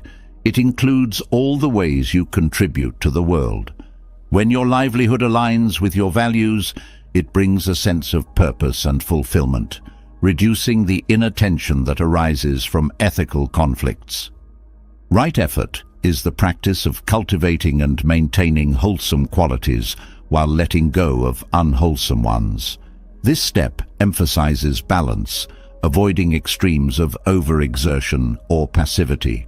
Right effort is not about forcing yourself to be perfect, but about nurturing positive habits and attitudes. It teaches you to approach challenges with persistence and patience, building resilience and strength over time. Right effort is the energy that sustains your practice and keeps you moving forward. Right mindfulness calls for presence and awareness.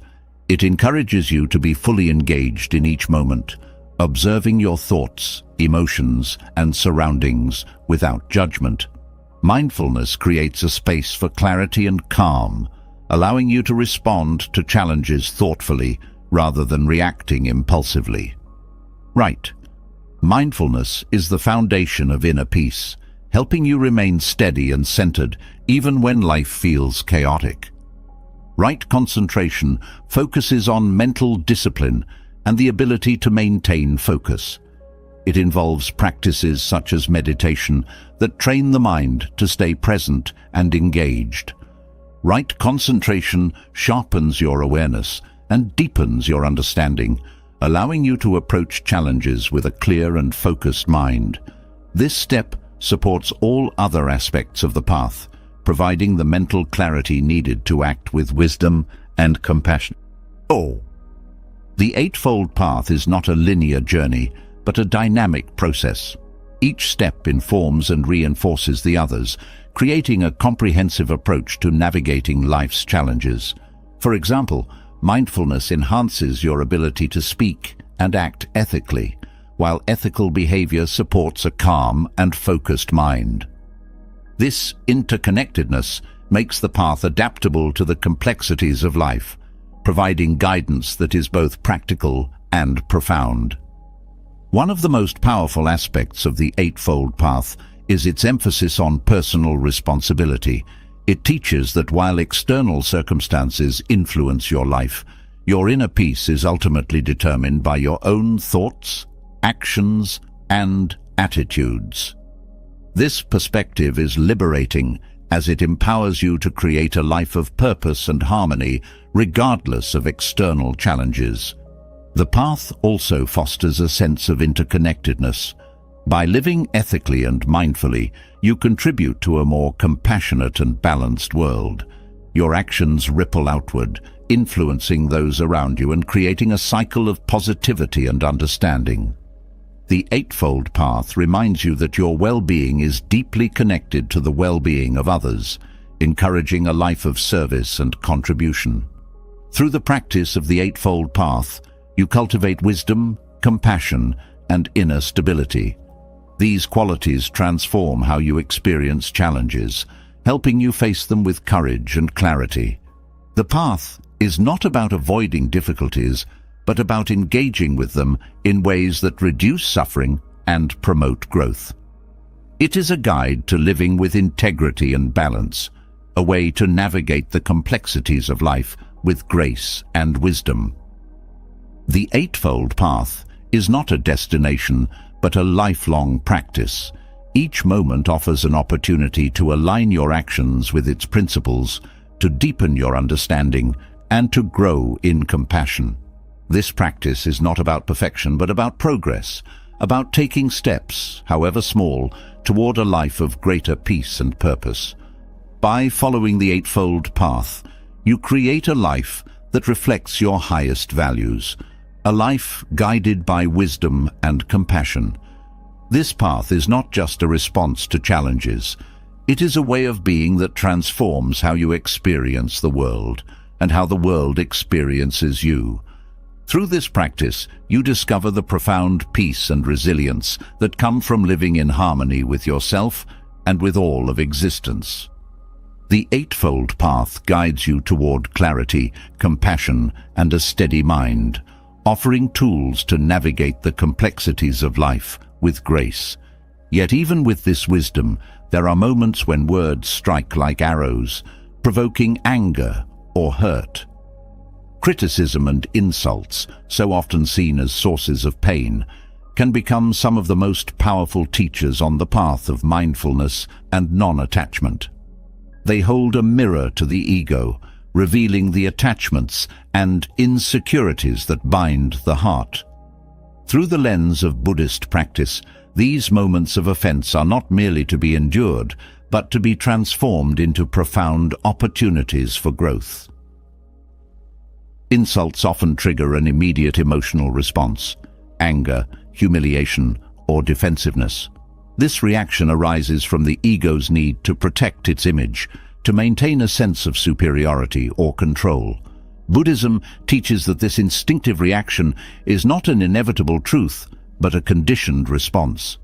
By observing the mind's patterns, you begin to see that the sting of an insult is not caused by the words themselves, but by your attachment to how you perceive yourself. Letting go of this attachment is the first step in transforming insults into tools for liberation.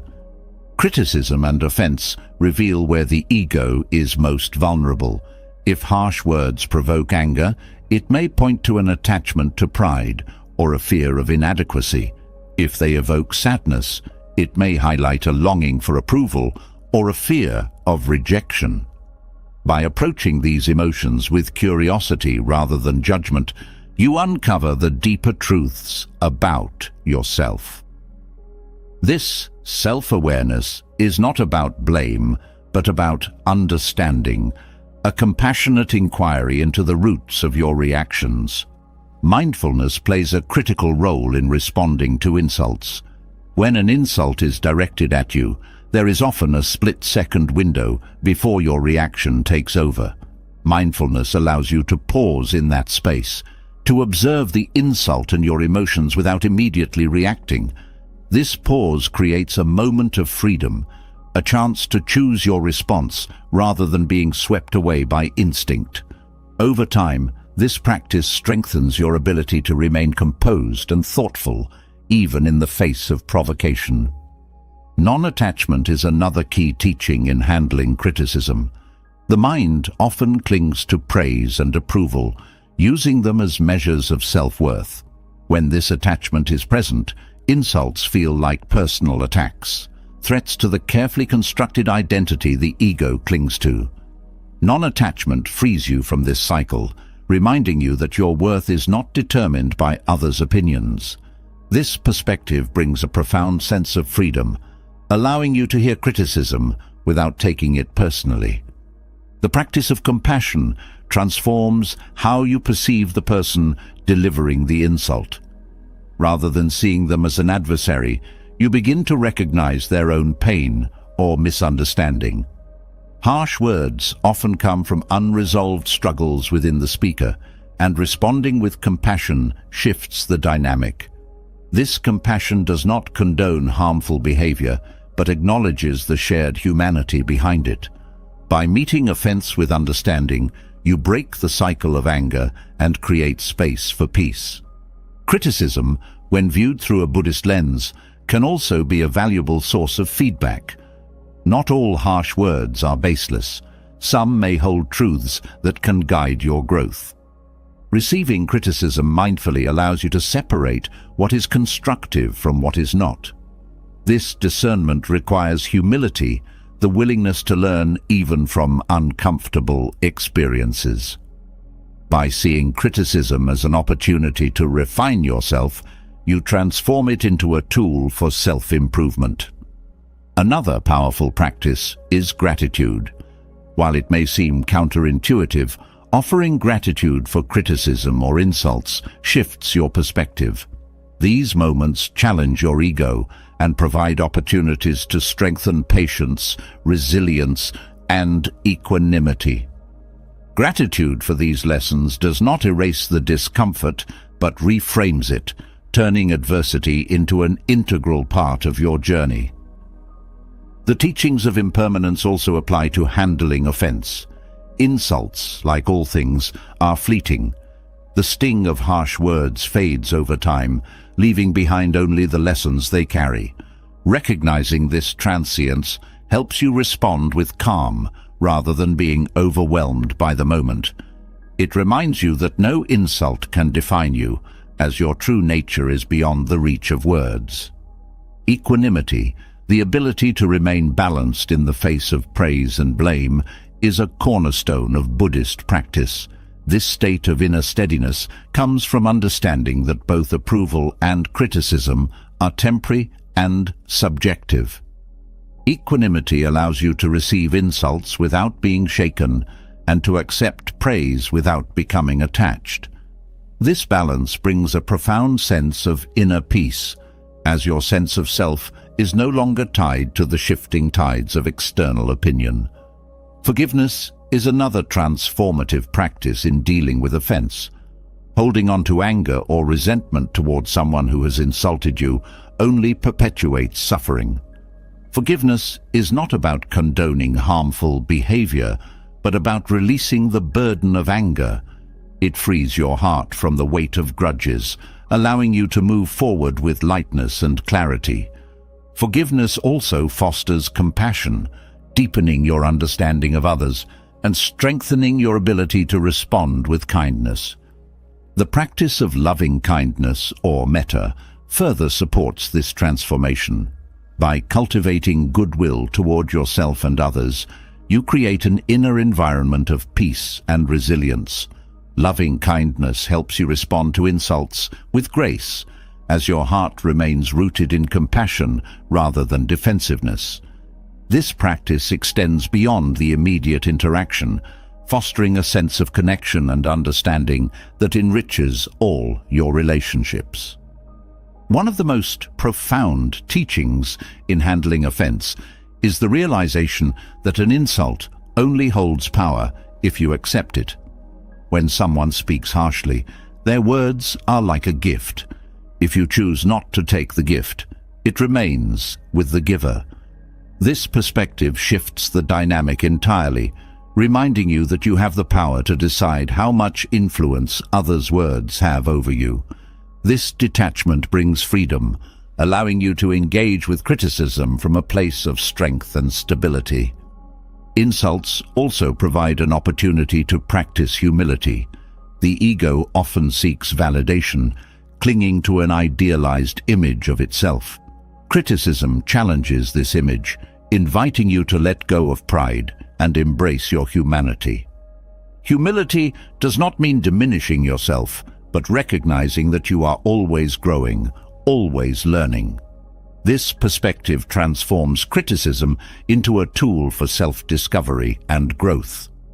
The practice of self-compassion is essential in navigating criticism. When faced with harsh words, it is easy to internalize them, to let them amplify your own self-doubt. Self-compassion counters this tendency, reminding you to treat yourself with kindness and understanding. It helps you see that you are not defined by others' opinions, that your worth is inherent and unshakable. This inner support becomes a source of strength, allowing you to face criticism with confidence. Over time, the practice of responding to insults with mindfulness, compassion, and non-attachment becomes a natural part of your being. These moments, once sources of pain, become opportunities for growth and transformation. They deepen your understanding of yourself and others, strengthening your ability to navigate life's challenges with wisdom and grace. By embracing the teachings of Buddhism, you learn to see insults not as attacks, but as teachers. They reveal the attachments and insecurities that hold you back, offering a path toward greater freedom and peace. Through mindfulness, compassion, and humility, you transform the sting of harsh words into a profound source of wisdom and resilience. In this way, even the most difficult moments become stepping stones on your journey toward inner liberation. Criticism and insults test your ability to remain steady and compassionate, revealing attachments that bind your mind to suffering. But at the heart of these challenges lies an even deeper truth. Much of the turmoil we experience arises from our attachments to outcomes, identities, people, or material possessions. These attachments create expectations, and when reality does not align with them, the result is frustration and sorrow. The Buddhist principle of letting go, or nekkhamma, offers a path to release these emotional burdens and rediscover the peace that comes from living with freedom and clarity. Letting go is not about abandonment or apathy. It is about unburdening yourself from the weight of clinging. Clinging often stems from the belief that happiness depends on possessing or controlling something external. Whether it is a relationship, a status, or even an idea of how life should be, attachment binds your peace to something fragile and impermanent. Letting go is the act of reclaiming your inner stability by detaching from what you cannot control and anchoring yourself in the present. The process begins with awareness. Many attachments operate subtly, woven so deeply into your thoughts and habits that they feel inseparable from who you are. Bringing mindfulness to these patterns helps you recognize where clinging arises, whether in your relationships, material possessions, or self-concepts. This awareness is not about judgment, but about clarity, a gentle acknowledgement of the attachments that create tension in your mind and heart. One of the most profound insights of letting go is understanding impermanence. Everything you hold on to, whether a cherished possession or a treasured relationship, will eventually change or fade. Resisting this truth only amplifies suffering. By accepting impermanence, you open yourself to the flow of life, allowing things to come and go without trying to grasp or control them. This acceptance does not diminish the value of what you love.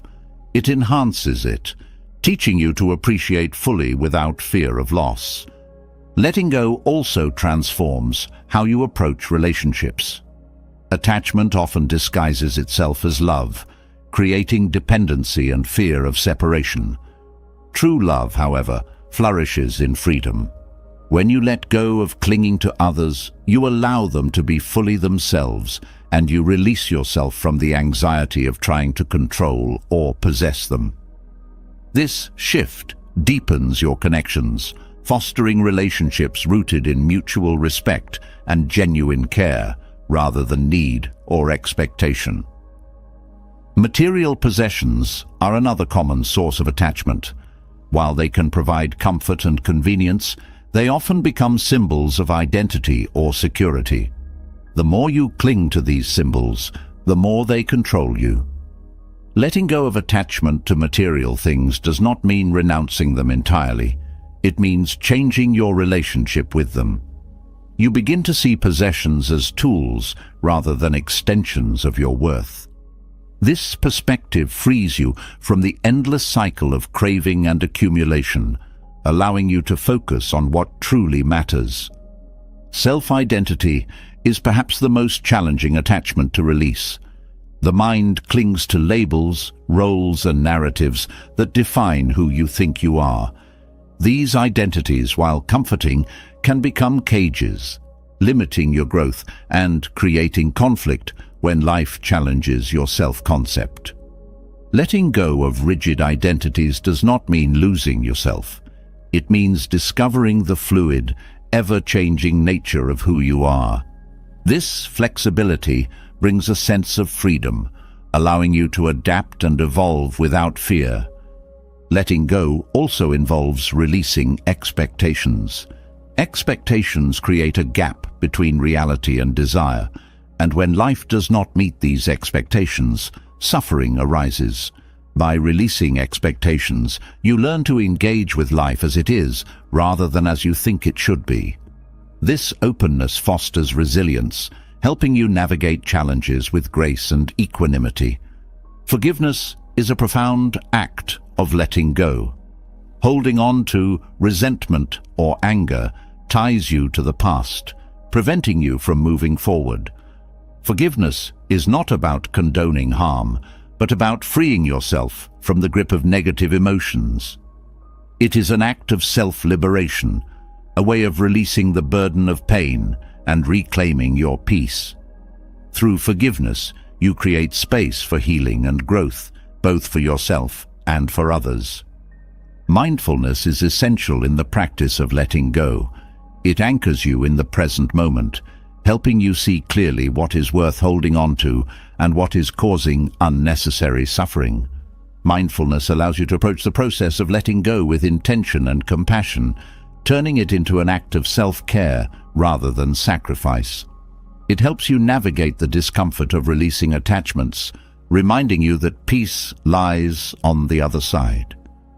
Gratitude supports the practice of letting go by shifting your focus from what you lack to what you have.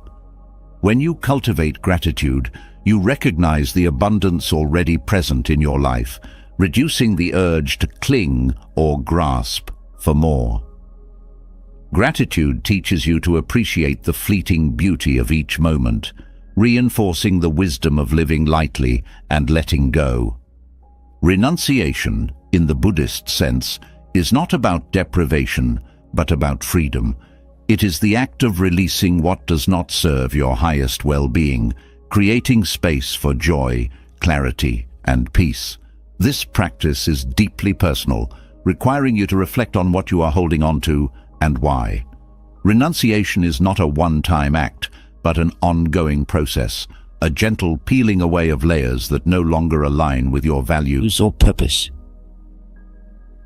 Letting go also brings clarity to your priorities. When you release attachments, you free up energy and attention to focus on what truly matters, whether it is relationships, personal growth, or contributing to the well-being of others. This clarity helps you live with greater intention, aligning your actions with your deepest values. The practice of letting go is deeply connected to trust. Trust in yourself, trust in the unfolding of life, and trust in the impermanence that guides all things. This trust allows you to release fear and embrace the unknown, finding peace even in uncertainty. It is not blind faith, but a grounded confidence in your ability to navigate whatever comes your way. Letting go does not mean detaching from joy. On the contrary, it deepens your capacity to experience joy by freeing you from the distractions and anxieties that attachments create. When you are no longer clinging to outcomes or possessions, you become more present to the simple, profound beauty of life as it is. This presence is the essence of peace, a state of being that cannot be shaken by external circumstances. Through the practice of letting go, you discover a profound sense of liberation. You realize that peace is not something to be attained, but something to be uncovered, hidden beneath the layers of clinging and resistance. Each act of letting go brings you closer to this truth, allowing you to live with a heart that is open, free, and rooted in lasting peace. Letting go unveils a profound sense of freedom, a release from the weight of attachments that tether the mind. Yet, this freedom is not a one-time achievement. It requires consistent practice to nurture and sustain. Reflection and meditation become the tools that anchor this freedom, deepening your awareness and aligning your actions with the teachings of the Buddha. Through these daily practices, you cultivate not just calm, but a resilient peace that remains unshaken by life's turbulence. Daily reflection offers a mirror to the mind, allowing you to see clearly the thoughts, emotions, and patterns that shape your actions. This awareness is essential for growth. Without reflection, it is easy to fall into habitual responses, reacting to life without truly understanding your motivations. Reflection creates a pause, a space to observe rather than react, and in that space lies the power to choose actions that align with your values. Meditation amplifies this process, providing a structured way to train the mind. While the body rests, the mind learns to focus, to be present, and to let go of distractions. This practice is not about suppressing thoughts, but about observing them without attachment. In doing so, you begin to see thoughts for what they are, temporary, shifting currents that do not define you. This clarity helps you navigate challenges with greater ease, as you're no longer swept away by every wave of emotion or desire. Daily reflection connects you to the present moment, grounding you in the reality of now. The mind often oscillates between past regrets and future anxieties, pulling you away from the richness of the present. Reflection redirects your focus, reminding you that peace and understanding are found in this very moment. This grounding is especially important in times of stress, providing a refuge of calm amidst chaos. Meditation, too, cultivates this present moment awareness. By focusing on the breath, a mantra, or a visualization, you train the mind to return to the here and now. This practice strengthens your ability to remain steady, even when external circumstances are challenging. Over time, this steadiness becomes second nature, a foundation of resilience that supports you through life's ups and downs. Self-reflection is a deeply personal practice, one that requires honesty and compassion. It is not about judging yourself, but about understanding yourself. By examining your thoughts and actions with curiosity, you uncover the motivations and fears that drive them. This understanding is not an endpoint, but a starting point, a way to refine your intentions and align them more closely with the principles of mindfulness and compassion. Meditation complements this exploration, offering a space to process what reflection reveals. As you sit in stillness, insights arise naturally, unforced and unfiltered. These moments of clarity deepen your understanding of yourself and your relationship with the world. Meditation is not about escaping reality, but about seeing it more clearly, with all its complexities and interconnections. Both reflection and meditation foster a sense of gratitude. As you become more aware of your thoughts and experiences, you begin to see the many ways in which life supports you. Gratitude arises not from external achievements, but from the simple awareness of being alive, of breathing, of having the opportunity to grow and learn. This gratitude transforms your outlook, turning even ordinary moments into sources of joy. Through reflection, you also gain a deeper understanding of impermanence. Life is a constant flow of change, and clinging to what was or fearing what will be only creates suffering. Reflection helps you embrace this impermanence, teaching you to appreciate each moment without attachment. This perspective brings a sense of liberation, allowing you to move through life with grace and acceptance. Meditation strengthens this understanding by training the mind to let go.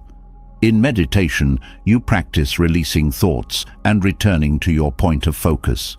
This act of letting go, repeated over and over, becomes a habit that extends beyond the meditation cushion.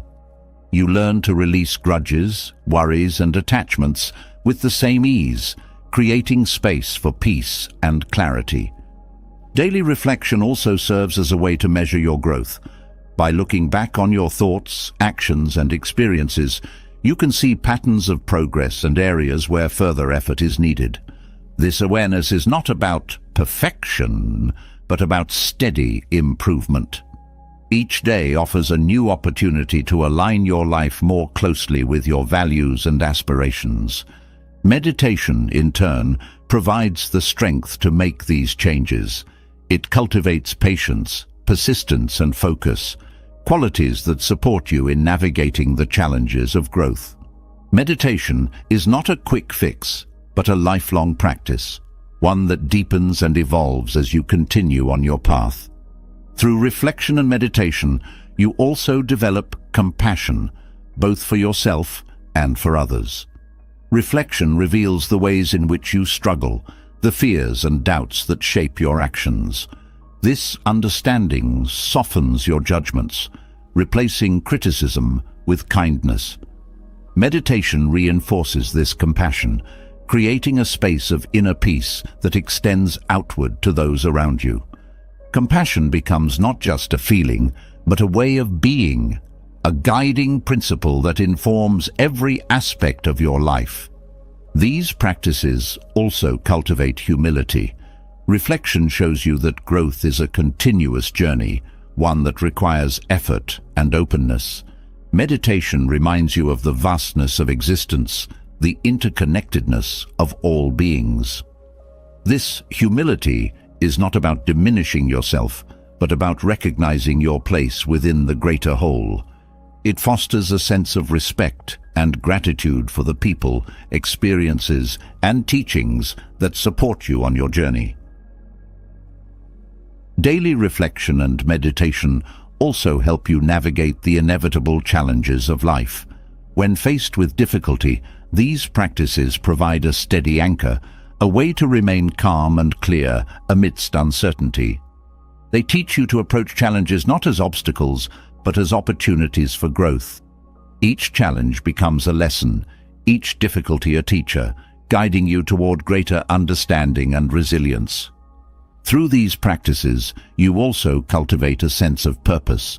Reflection helps you clarify your values and intentions, while meditation provides the focus and strength to act on them. Together, they create a sense of alignment between your inner world and your outer actions. This alignment brings a deep sense of fulfillment as you live each day with intention and integrity. Over time, reflection and meditation become more than practices. They become a way of life. They infuse every moment with awareness, gratitude, and compassion, transforming how you experience the world. Through these practices, you discover that peace is not something to be attained, but something to be uncovered, already present within you, waiting to be nurtured. By committing to daily reflection and meditation, you align yourself with the teachings of the Buddha, cultivating a mind that is steady, clear, and compassionate. These practices are not an escape from life's challenges, but a way to meet them with wisdom and grace. Through them, you discover the profound power of awareness, the joy of living with intention, and the unshakable calm that arises from truly knowing yourself. Daily reflection and meditation cultivate a steady mind and a compassionate heart, enabling you to navigate life with clarity and calm. Yet, even with these tools, life's adversities can strike with intensity, testing your resolve and pushing you to the edge of endurance. Buddhism offers a profound perspective on these challenges, teaching that suffering is not an enemy to be defeated, but a teacher to be embraced. It is within these moments of pain and difficulty that the seeds of wisdom and inner strength are planted, waiting to grow. Adversity often feels overwhelming because it disrupts the expectations and attachments we hold about how life should be. Loss, failure, or hardship strikes at the core of our desires, shaking the foundations of what feels secure. The Buddha taught that suffering, or dukkha, is an inherent part of existence, arising from clinging to impermanent things. This understanding shifts the focus from avoiding suffering to transforming it into a source of insight and growth. The first step in this transformation is acceptance. Resistance to suffering often amplifies its intensity, creating a cycle of frustration and despair. Acceptance is not resignation, but a recognition of reality as it is. By fully acknowledging the pain without judgment or denial, you create a space for healing to begin. This practice requires courage, the willingness to face discomfort head-on, trusting that within the struggle lies the potential for growth. Mindfulness becomes a vital ally in moments of adversity. By staying present with your experience, you observe the thoughts, emotions, and sensations that arise without becoming entangled in them. This detachment allows you to see suffering more clearly, to understand its roots and its impermanence. Mindfulness helps you navigate the storm without losing sight of the calm within, anchoring you in the here and now. Compassion, both for yourself and others, transforms how you relate to suffering. When faced with pain, the mind often turns inward with harsh criticism or blame. Self-compassion softens this response, reminding you that suffering is a shared human experience.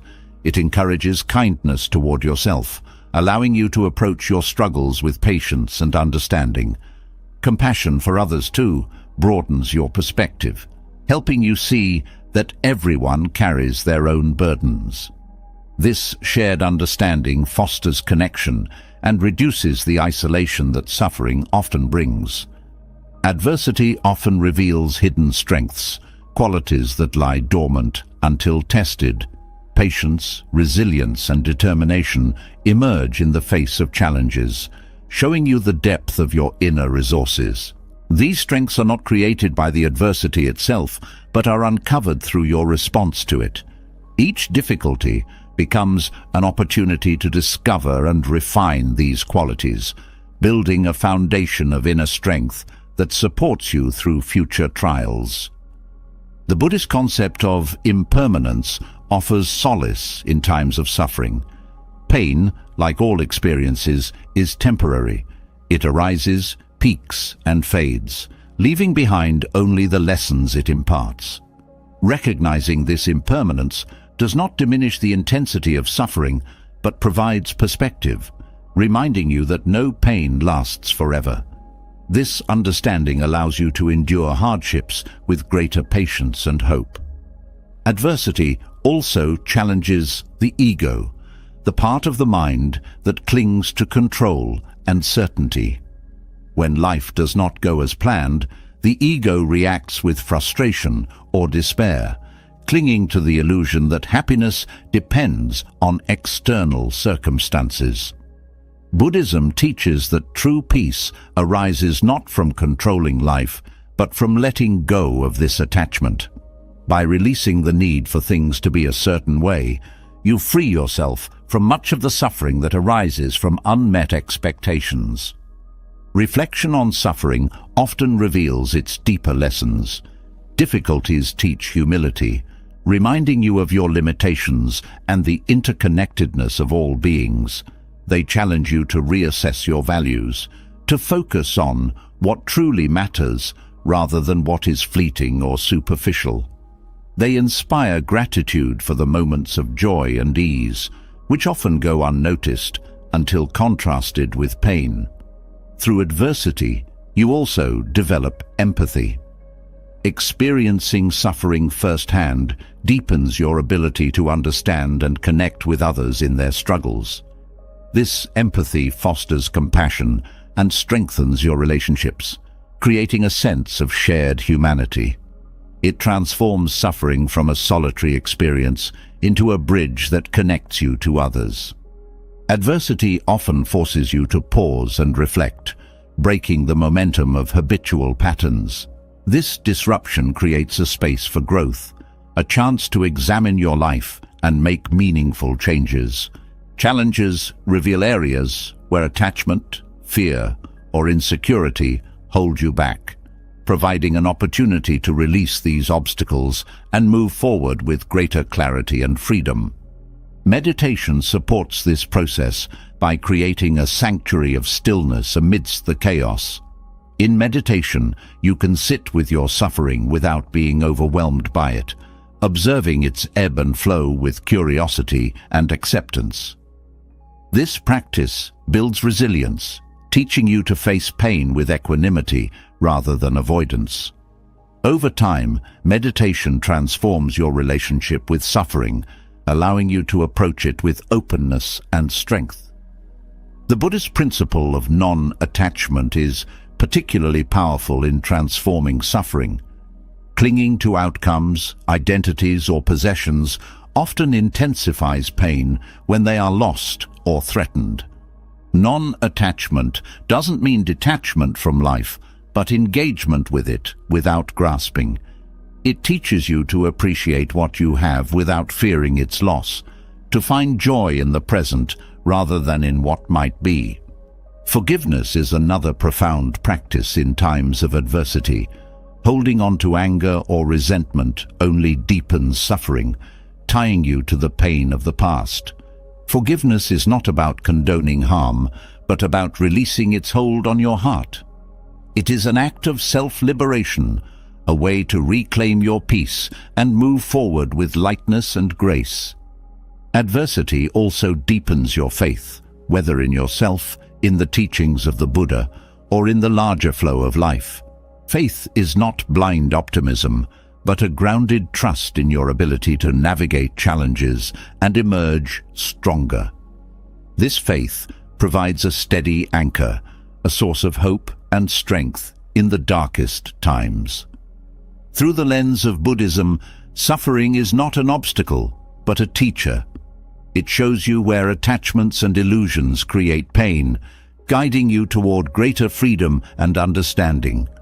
Each challenge becomes an opportunity to practice mindfulness, compassion, and wisdom, to grow in ways that would not be possible in ease.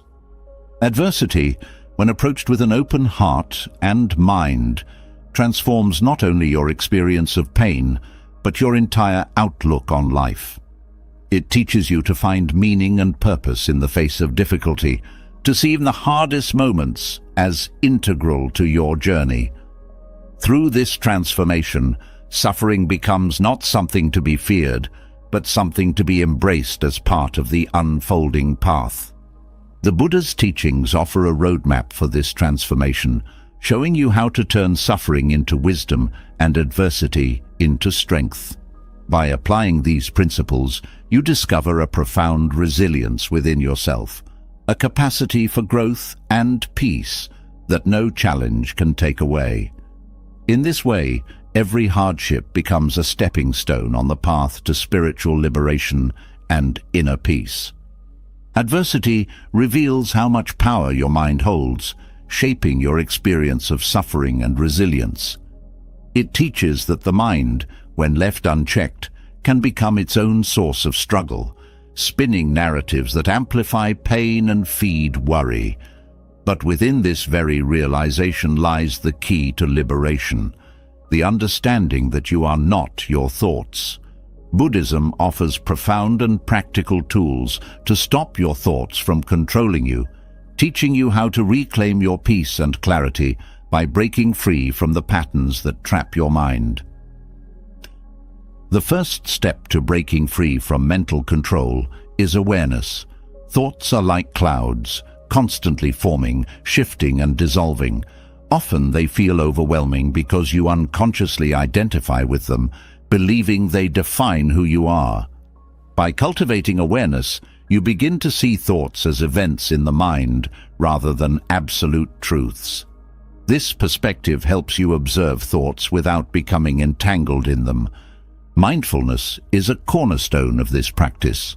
By focusing on the present moment, mindfulness anchors you to what is real and tangible, reducing the power of intrusive or repetitive thoughts.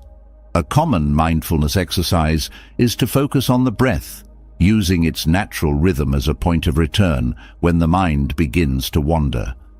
Over time, this practice creates a habit of gently guiding your attention away from unhelpful thoughts and back to the present. Letting go of judgment is essential when working with your thoughts. The mind often creates additional layers of stress by labeling thoughts as good or bad, right or wrong. This judgment fuels resistance and intensifies mental turmoil. Instead, approach your thoughts with curiosity and neutrality, acknowledging their presence without adding emotional weight. This shift reduces their hold over you and allows them to pass more easily. Another transformative tool is the practice of labeling thoughts. By naming the type of thought, whether it's worry, planning, self-criticism, or something else, you create a sense of distance from it. This labeling reminds you that the thought is just a thought, not an absolute reality. It also helps you identify recurring patterns, providing insight into the mind's tendencies and triggers. Physical grounding techniques are also effective in managing intrusive thoughts. When the mind feels chaotic, redirecting your focus to physical sensations, such as the feeling of your feet on the ground or the texture of an object in your hand, helps you reconnect with the present moment. This grounding breaks the cycle of mental rumination, offering a sense of stability and calm. Meditation is a powerful practice for reducing the control of thoughts. Through meditation, you train the mind to observe thoughts without attachment, cultivating a sense of spaciousness and clarity. Techniques such as focused attention, where you concentrate on a single point, like the breath or a mantra, help quiet the mental chatter. Over time, meditation builds resilience, enabling you to face even the most persistent thoughts with equanimity. Another practical approach is to challenge the validity of your thoughts. The mind often presents thoughts as absolute truths, even when they are distorted or exaggerated. By questioning these thoughts, asking whether they are based on evidence or whether they serve your well-being, you begin to dismantle their power. This practice is not about suppressing thoughts, but about seeing them with clarity and discernment. Compassion plays a crucial role in freeing yourself from mental control. Harsh self-criticism and negative inner dialogue often feed cycles of rumination and distress. By cultivating self-compassion, you soften this inner narrative, replacing it with kindness and understanding. Compassion reminds you that struggling with thoughts is a universal experience, reducing the isolation that mental struggles can bring. The Buddhist principle of impermanence offers a profound perspective on thoughts. No thought, no matter how intense or repetitive, lasts forever. This understanding helps you ride out mental storms with patience, knowing that they will pass. It also reduces the urgency to act on every thought, creating a sense of peace and stability. Gratitude shifts your focus from mental turmoil to the abundance in your life. When intrusive thoughts dominate your mind, taking a moment to reflect on what you appreciate breaks their momentum.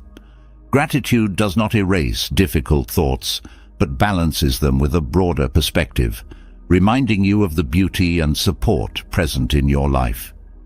Engaging in mindful activities is another way to redirect the mind. Whether it's cooking, gardening, or walking, immersing yourself fully in a task helps break the cycle of overthinking. These activities create a sense of flow, where the mind is focused and calm. They also reinforce the practice of mindfulness, integrating it into your daily life. Setting boundaries with your thoughts is a powerful practice. When intrusive thoughts arise, it can be helpful to set aside a specific time to address them, rather than letting them dominate your day. For example, dedicating 10 minutes to journaling about your concerns allows you to acknowledge and process them without being consumed by them. This boundary creates a sense of control and structure, reducing mental overwhelm. Breathing techniques offer an immediate way to calm the mind. Deep, slow breaths activate the body's relaxation response, countering the stress and tension that often accompany intrusive thoughts. Practices such as diaphragmatic breathing or alternate nostril breathing create a sense of balance and focus, grounding you in the present moment. Visualization can also be a helpful tool for managing thoughts. By creating a mental image of a peaceful place or visualizing your thoughts drifting away like leaves on a stream, you provide the mind with a calming focal point. This practice shifts your attention away from distressing thoughts, offering a sense of relief and relaxation. Physical activity is another effective way to quiet the mind. Movement, whether it's yoga, running, or dancing, releases pent-up energy and reduces the intensity of mental chatter. Exercise also stimulates the release of endorphins, promoting a sense of well-being and reducing the impact of negative thoughts. Connecting with nature offers a profound sense of perspective and calm. Spending time outdoors, whether in a park, forest, or by the sea, grounds you in the larger rhythms of life. Nature's stillness and beauty provide a counterbalance to mental turbulence, reminding you of the interconnectedness and impermanence of all things. Practicing non-attachment is key to reducing the control of thoughts. Non-attachment does not mean indifference, but a willingness to let go of the need to control or fix every thought. It teaches you to engage with thoughts without clinging to them, creating a sense of freedom and ease. Community and connection also play an important role in managing the mind. Sharing your struggles with trusted friends, family, or a meditation group provides support and perspective. Hearing others' experiences reminds you that you are not alone in your challenges, fostering a sense of belonging and resilience. Integrating mindfulness into daily routines helps you create a consistent practice of awareness. Whether it's mindful eating, listening, or walking, these practices build the habit of staying present, reducing the influence of intrusive thoughts. Over time, mindfulness becomes second nature, creating a foundation of calm and clarity. Journaling offers a way to process and release thoughts. Writing down your concerns, reflections, or insights helps you externalize them, reducing their emotional intensity. Journaling also provides a space for self-discovery, helping you identify patterns and explore solutions. Embracing the practice of gratitude and reflection at the end of each day allows you to release mental burdens. By focusing on what went well or what you learned, you shift your attention away from worries, creating a sense of closure and peace. Through these practices, you gradually reclaim your mind, transforming it from a source of struggle into a tool for peace and growth. The Buddha's teachings remind you that freedom from mental control is not about erasing thoughts, but about changing your relationship with them. With patience and persistence, you cultivate a mind that is steady, clear, and unshakable, guiding you toward a life of wisdom and inner peace. Reclaiming control over your thoughts lays the foundation for a more peaceful and intentional life. Yet, the mind's influence often manifests not just in what you think, but in how you react. Emotions can surge like waves, pushing you toward words or actions that may lead to regret. Learning to master the power of non-reaction transforms these moments, allowing you to respond to life's challenges with clarity and wisdom. In the teachings of Buddhism, the strength to pause, observe, and choose your response is a profound path to emotional freedom. Reactivity is born from conditioning. The mind, shaped by past experiences, often reacts automatically to triggers, cycling through patterns of anger, fear, or sadness. These reactions can feel instinctive, but they are not unchangeable. Buddhism teaches that reactivity arises from attachment to how things should be, how you want to be treated, or how the world should conform to your expectations. When these attachments are disrupted, emotions flare and reactions follow. Understanding this cycle is the first step toward breaking free. Mindfulness serves as the gateway to non-reaction. By cultivating awareness of the present moment, you develop the ability to observe your emotions as they arise. This observation is not about suppression or denial, but about seeing emotions for what they are, temporary states that do not define you. Mindfulness creates a space between stimulus and response, allowing you to pause before acting. In that pause lies your power to choose a response aligned with your values and intentions. Equanimity, a central concept in Buddhism, is the practice of maintaining balance in the face of both positive and negative experiences. It is not indifference, but a steady calmness that arises from understanding the impermanence of all things. When emotions surge, equanimity reminds you that no feeling, no matter how intense, is permanent. This awareness reduces the urgency to react, helping you remain grounded and composed. Breath awareness is a practical tool for cultivating non-reaction. When emotions rise, the breath often becomes shallow or erratic, reflecting the turmoil within. By consciously deepening and slowing your breath, you activate the body's relaxation response, calming both mind and body. This simple practice not only soothes immediate distress, but also strengthens your ability to approach challenges with a clear mind.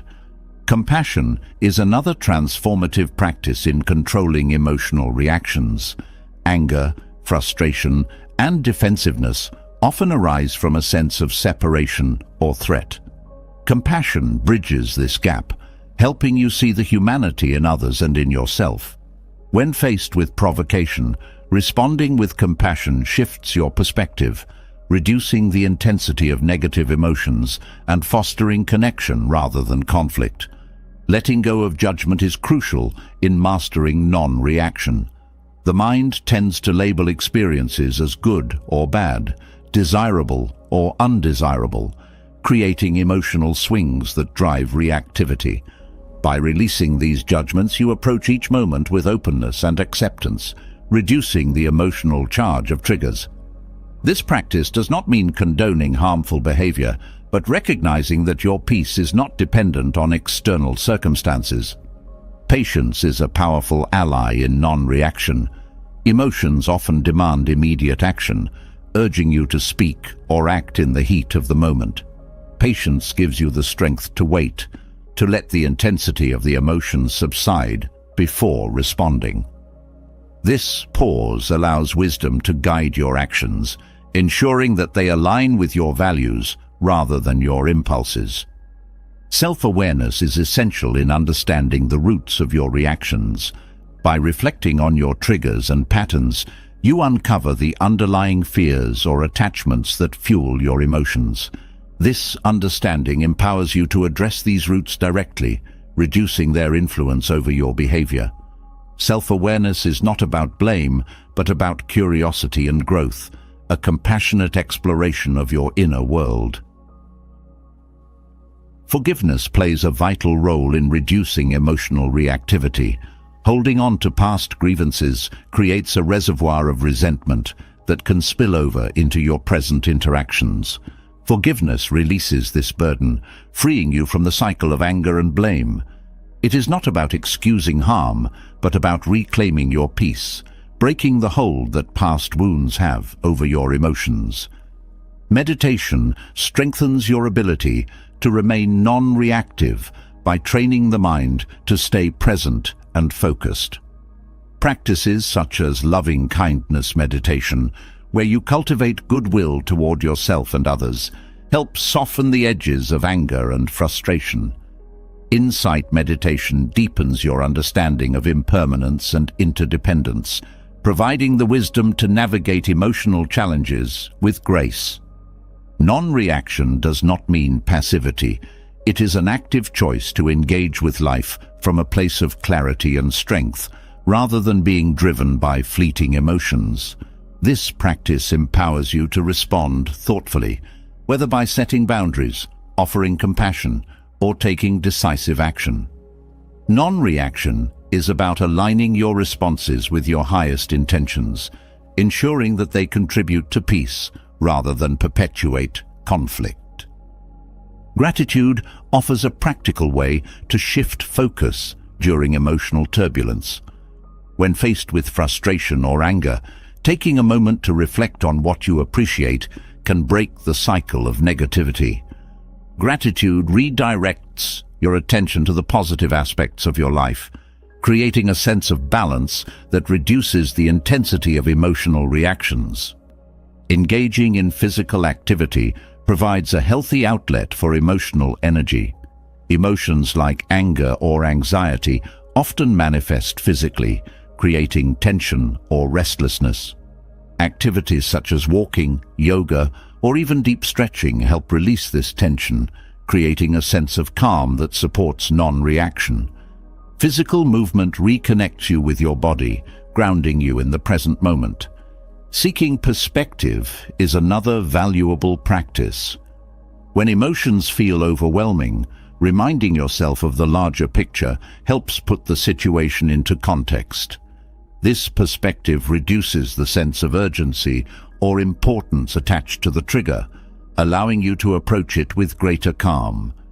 Perspective also fosters humility, reminding you that no single moment defines your life or worth.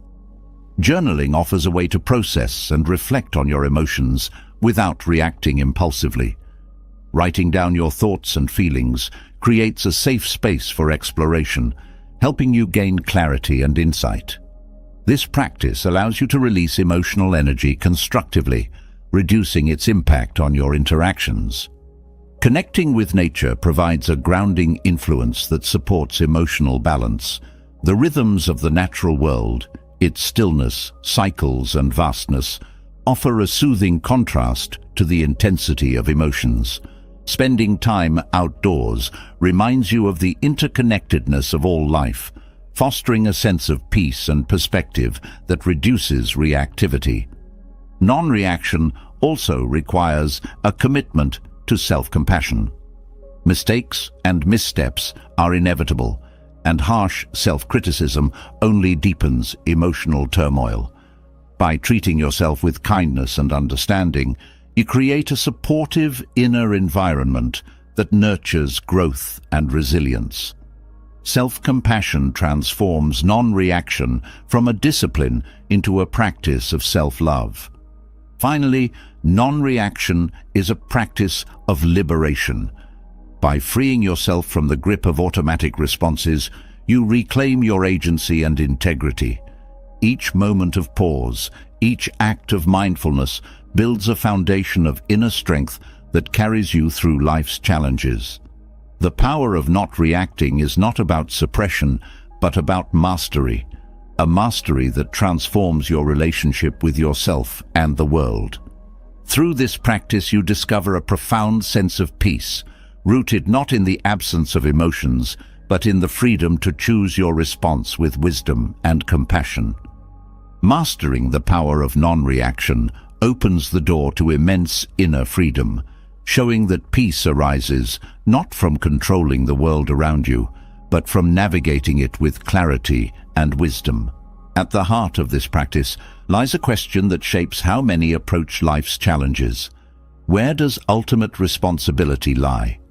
For Buddhists, this inquiry moves beyond the need for divine intervention or external authority. Instead, it invites profound self-reliance, grounded in a philosophy that empowers individuals to take charge of their spiritual paths. This raises a compelling question.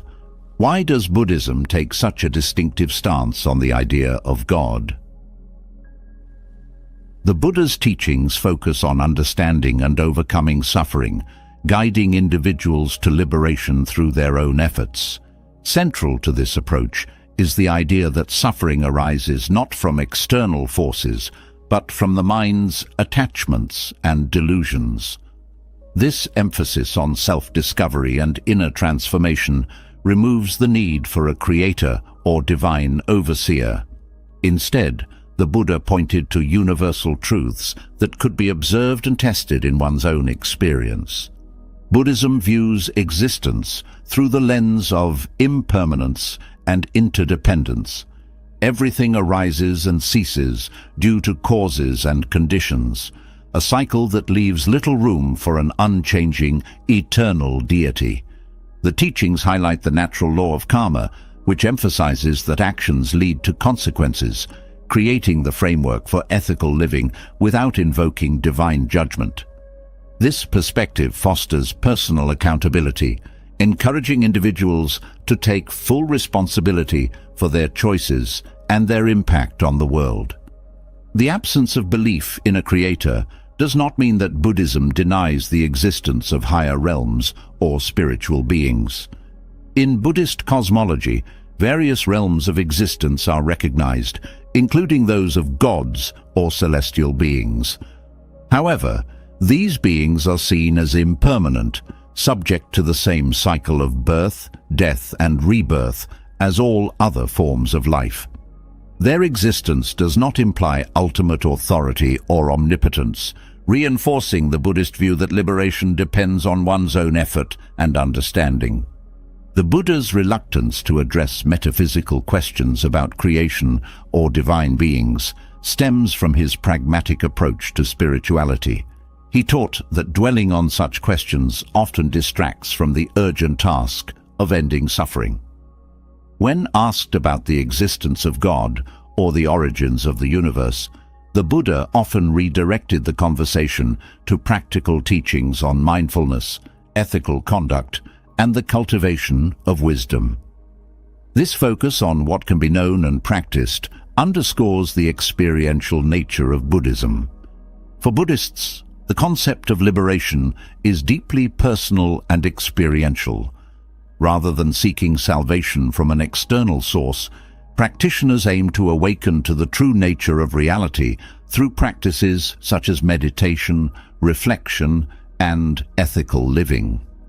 This awakening, often referred to as enlightenment or nirvana, is not granted by a deity, but realized through direct insight. The emphasis on self-effort empowers individuals to take charge of their spiritual journey, fostering a sense of agency and responsibility. Buddhist teachings also emphasize the concept of anatta, or non-self, which challenges the notion of a permanent, unchanging essence. This principle extends to the idea of God as an eternal being, further distinguishing Buddhism from theistic traditions. By deconstructing the illusion of a fixed self, Buddhism encourages practitioners to see the interconnected and impermanent nature of all things, leading to freedom from attachment and suffering. Compassion is a cornerstone of Buddhist practice, and this compassion extends to all beings, regardless of status or belief. While some traditions may view belief in God as a prerequisite for morality, Buddhism holds that ethical conduct arises from understanding the interconnectedness of all life. Acts of kindness, generosity, and forgiveness are seen as natural expressions of this understanding, rooted in a desire to reduce suffering rather than to please a deity. The Buddhist approach to spirituality is deeply inclusive, welcoming individuals from all backgrounds and beliefs. The absence of dogma about God allows Buddhism to focus on universal truths that transcend cultural and religious boundaries. This openness has enabled Buddhism to flourish in diverse contexts, adapting its teachings to meet the needs of different communities while maintaining its core principles. One of the most profound aspects of Buddhist wisdom is its emphasis on the here and now. While theistic traditions may focus on preparing for an afterlife or achieving divine favor, Buddhism directs attention to the present moment, where true transformation occurs. This focus aligns with the practice of mindfulness, which cultivates awareness and presence, helping practitioners navigate life's challenges with clarity and grace. The question of God also intersects with the Buddhist understanding of suffering. In theistic frameworks, suffering is often attributed to divine will or punishment, raising complex questions about justice and mercy. Buddhism, however, views suffering as a natural consequence of ignorance, attachment, and craving. By addressing these root causes, practitioners can work toward liberation, bypassing the need for external intervention or justification. The Buddhist emphasis on wisdom and understanding fosters a sense of independence and self-reliance. Practitioners are encouraged to question teachings, including those of the Buddha himself, and to verify their validity through personal experience. This critical approach contrasts with traditions that may require unquestioning faith in divine authority. For Buddhists, the path to liberation is not about belief, but about practice and insight. Buddhist meditation practices play a key role in this journey, offering a direct way to explore the nature of reality and the mind. Through meditation, practitioners develop concentration, mindfulness, and insight, uncovering truths that transcend conceptual thinking. This experiential approach bypasses the need for intermediaries or divine figures, placing the responsibility for awakening squarely in the hands of the individual. The absence of belief in God does not diminish the depth or richness of Buddhist spirituality. On the contrary, it invites a profound exploration of life's mysteries through direct experience and inquiry. The teachings encourage practitioners to embrace uncertainty and to find meaning in the impermanence and interconnectedness of all things. This perspective fosters a sense of wonder and humility, inspiring a deep reverence for the natural world and the cycles of existence. Buddhism's approach to the divine reflects its broader philosophy of balance and moderation. It neither affirms nor denies the existence of God, focusing instead on the practical path to liberation. This middle way avoids extremes, allowing individuals to explore their beliefs while staying grounded in the present. The flexibility of this approach makes Buddhism accessible to those with diverse perspectives, creating a space for dialogue and understanding. Ultimately, the Buddhist path is one of empowerment. It teaches that the answers to life's deepest questions lie not in the heavens, but within your own heart and mind.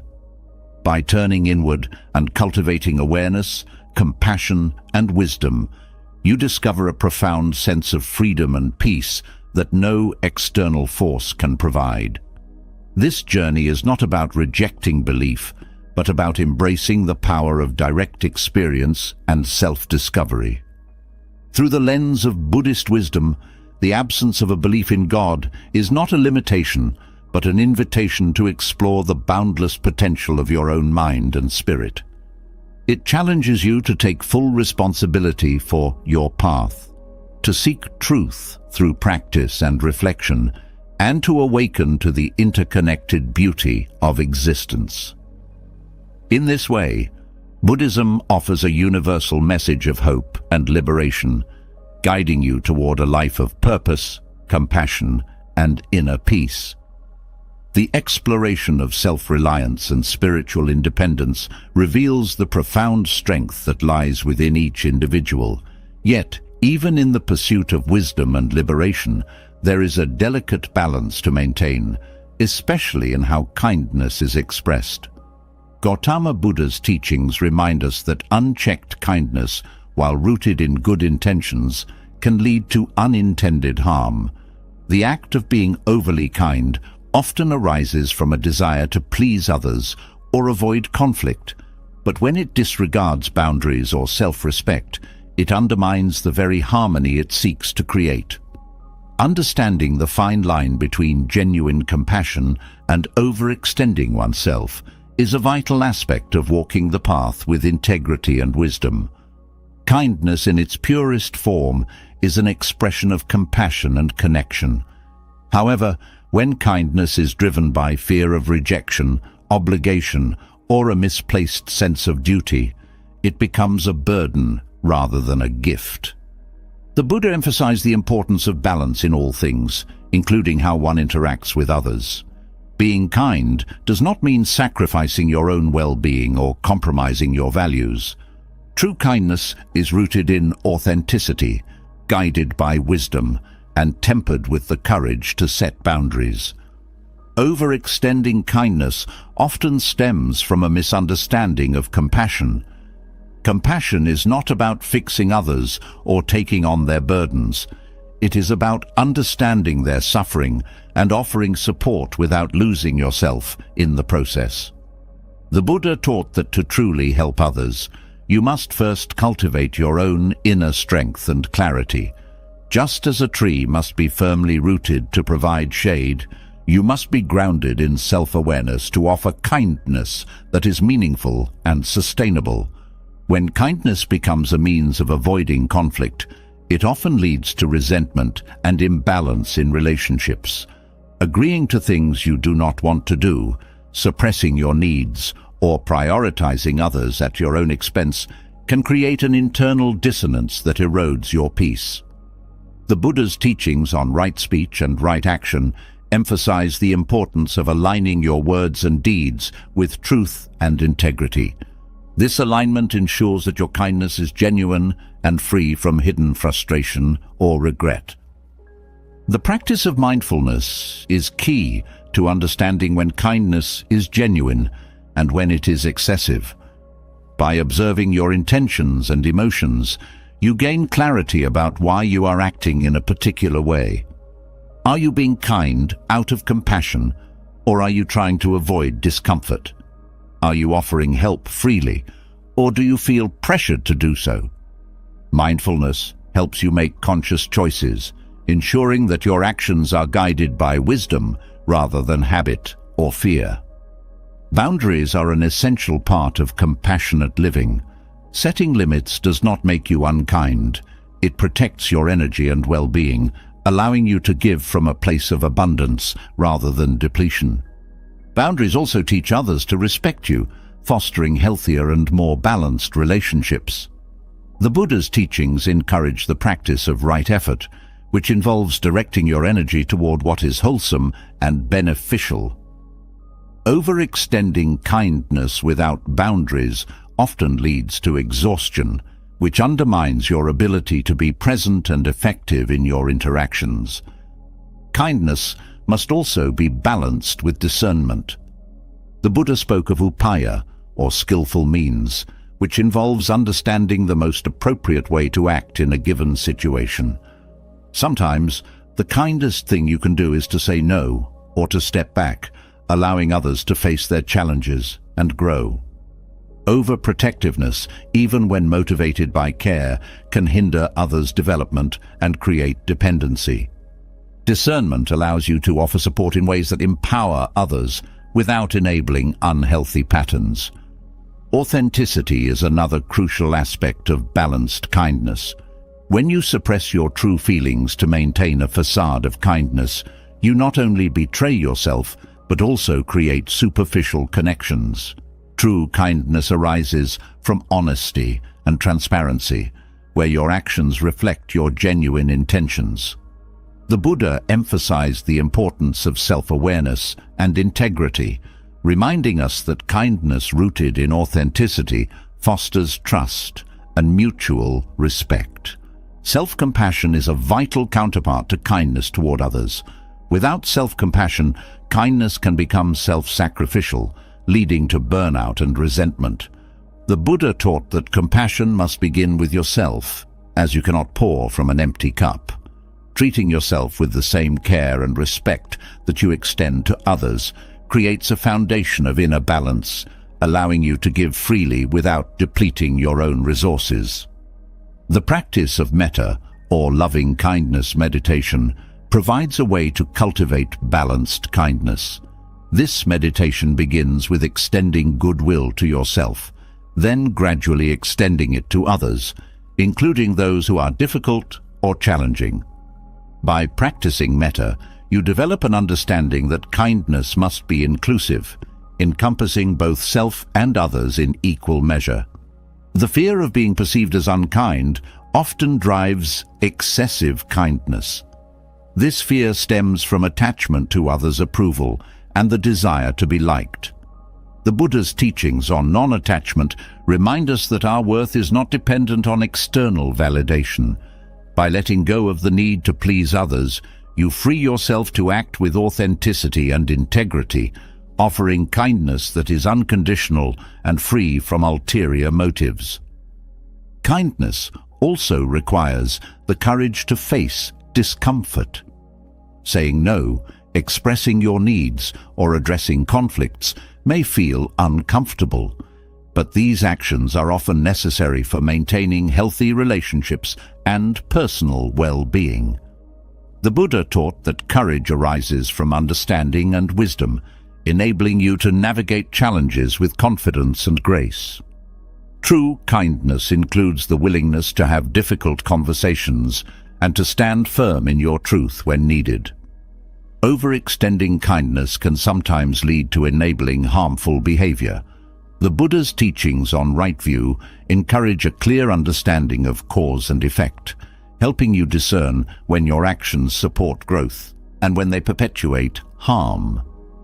Kindness that enables dependency, manipulation, or self-destructive behavior is not truly compassionate. By acting with clarity and wisdom, you ensure that your kindness contributes to the well-being of all involved. Balanced kindness also involves recognizing your limitations.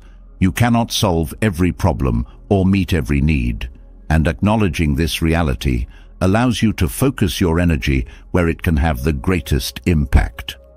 The Buddha's teachings on impermanence remind us that all things, including your capacity to help, are finite. Accepting this truth fosters a sense of humility and peace, helping you let go of unrealistic expectations. The practice of non-attachment is central to understanding the balance between kindness and self-care.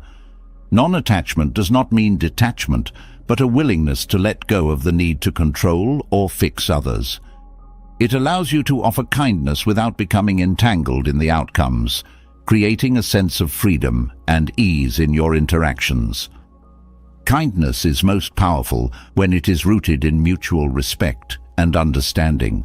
The Buddha's teachings on interconnectedness remind us that every act of kindness creates ripples that extend far beyond the immediate moment. By acting with integrity and balance, you contribute to a larger web of compassion and harmony, inspiring others to do the same. Ultimately, the practice of kindness is about creating harmony within yourself and in your relationships. The Buddha's wisdom teaches that true kindness is not about pleasing others, but about aligning your actions with your values and intentions. By cultivating mindfulness, self-awareness, and discernment, you learn to offer kindness that is authentic, balanced, and empowering, enriching both your life and the lives of those around you. The balance between kindness and self-respect reveals the subtle interplay of actions and intentions, but beneath even this lies a deeper wisdom, the power of silence. Silence is often misunderstood as the absence of action or voice, yet it holds profound strength and clarity. It is not an empty void, but a space rich with potential, where insight is born and understanding deepens. In silence, you find the stillness to listen, reflect, and act with purpose. The Buddha and Zen traditions celebrate silence not merely as a practice, but as a transformative state, offering priceless benefits for the mind and spirit. Silence allows the mind to rest, free from the constant noise of external distractions and inner dialogue. In a world where words are often exchanged without thought, silence provides an opportunity to step back and observe. It is within this stillness that clarity emerges, revealing truths that are easily obscured by the chaos of daily life. When you choose silence, you create a space to understand your thoughts and emotions, recognizing patterns that drive your reactions. The power of silence lies in its ability to foster deep listening. Often in conversations, the mind races ahead, preparing responses instead of truly absorbing what is being said. Silence teaches you to pause and engage with the present moment fully, offering your complete attention. This kind of listening not only strengthens connections with others, but also nurtures empathy and understanding. The Buddha emphasized that wisdom often arises not from speaking, but from listening with an open heart and mind. In silence, you cultivate self-awareness. The constant chatter of the mind often masks deeper truths, but when you embrace stillness, you can observe your inner world without judgment. This practice helps you uncover the motivations, fears, and attachments that influence your actions. By understanding these internal forces, you gain the freedom to act with greater clarity and intention. Silence also sharpens focus. When distractions are minimized, the mind naturally becomes more concentrated, enabling you to approach tasks and challenges with greater efficiency. The practice of silence, particularly in meditation, trains the mind to remain steady and undisturbed, even in the face of external noise or internal turmoil. This focus is not rigid but fluid, allowing you to adapt to changing circumstances with ease. One of the most profound benefits of silence is its ability to reduce reactivity. In moments of conflict or stress, the impulse to speak or act often leads to escalation. Silence provides a pause, a chance to step back and consider your response. This pause is not passive. It is a deliberate choice to respond with wisdom rather than react out of habit.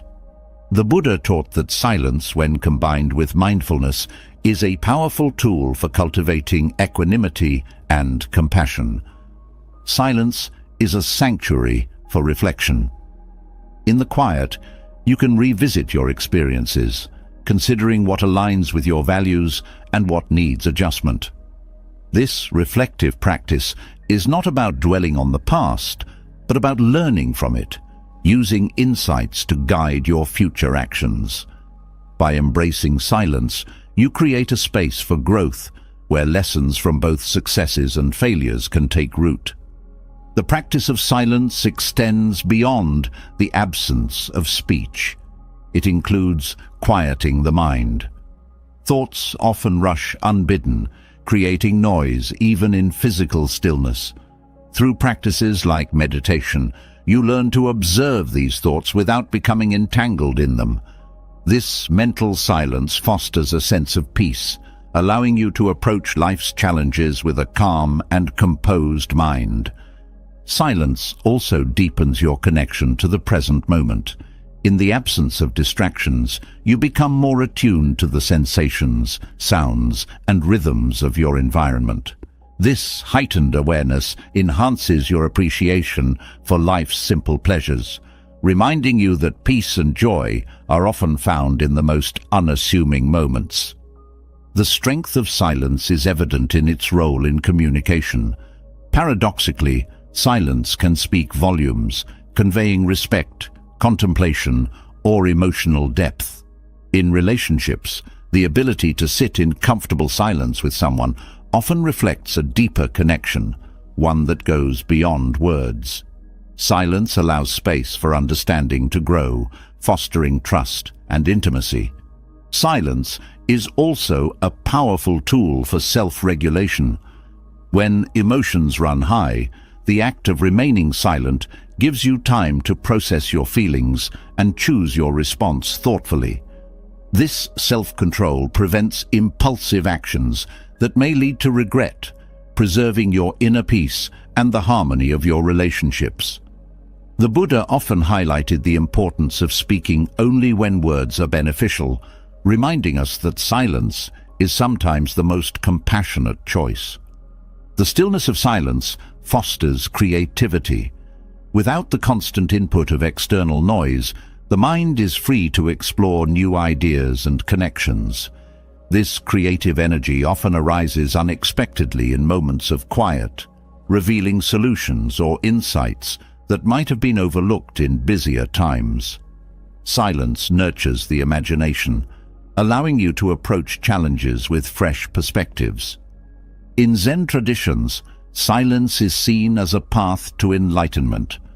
The practice of silent meditation, or zazen, encourages practitioners to go beyond words and concepts, exploring the nature of reality directly. This direct experience of silence opens the door to profound insights, breaking through the illusions that often cloud the mind. In this way, silence becomes not just a practice, but a profound state of being. Silence also cultivates humility. By stepping back from the need to assert opinions or dominate conversations, you create space for others to express themselves. This humility fosters mutual respect, strengthening relationships and creating a sense of community.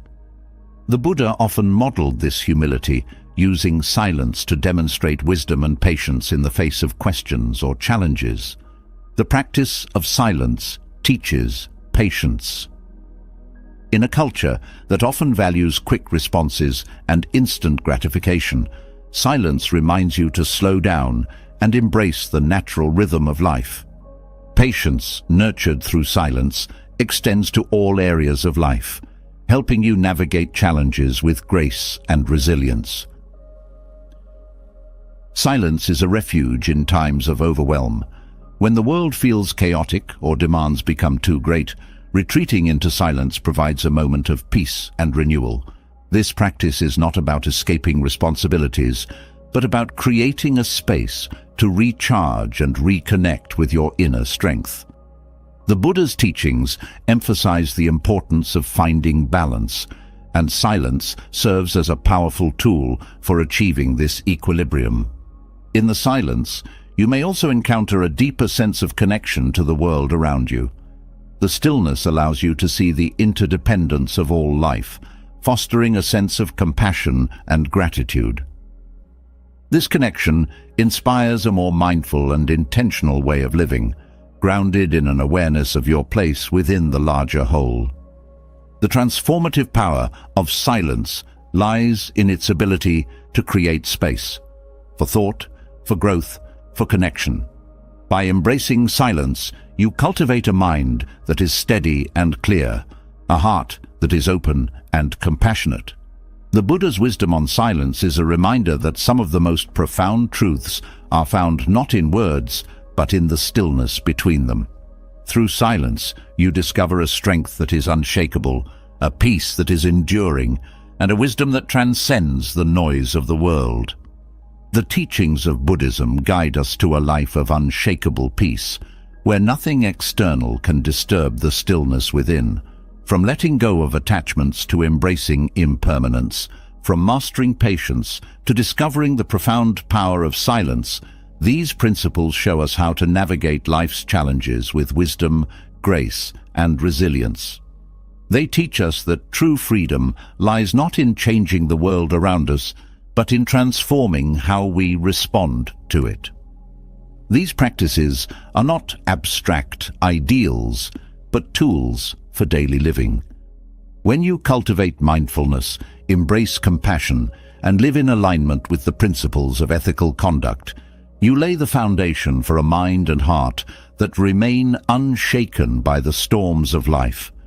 Through self-reflection and inner discipline, you learn to see challenges as opportunities for growth and suffering as a teacher that deepens your understanding of the path. Now, we want to hear from you.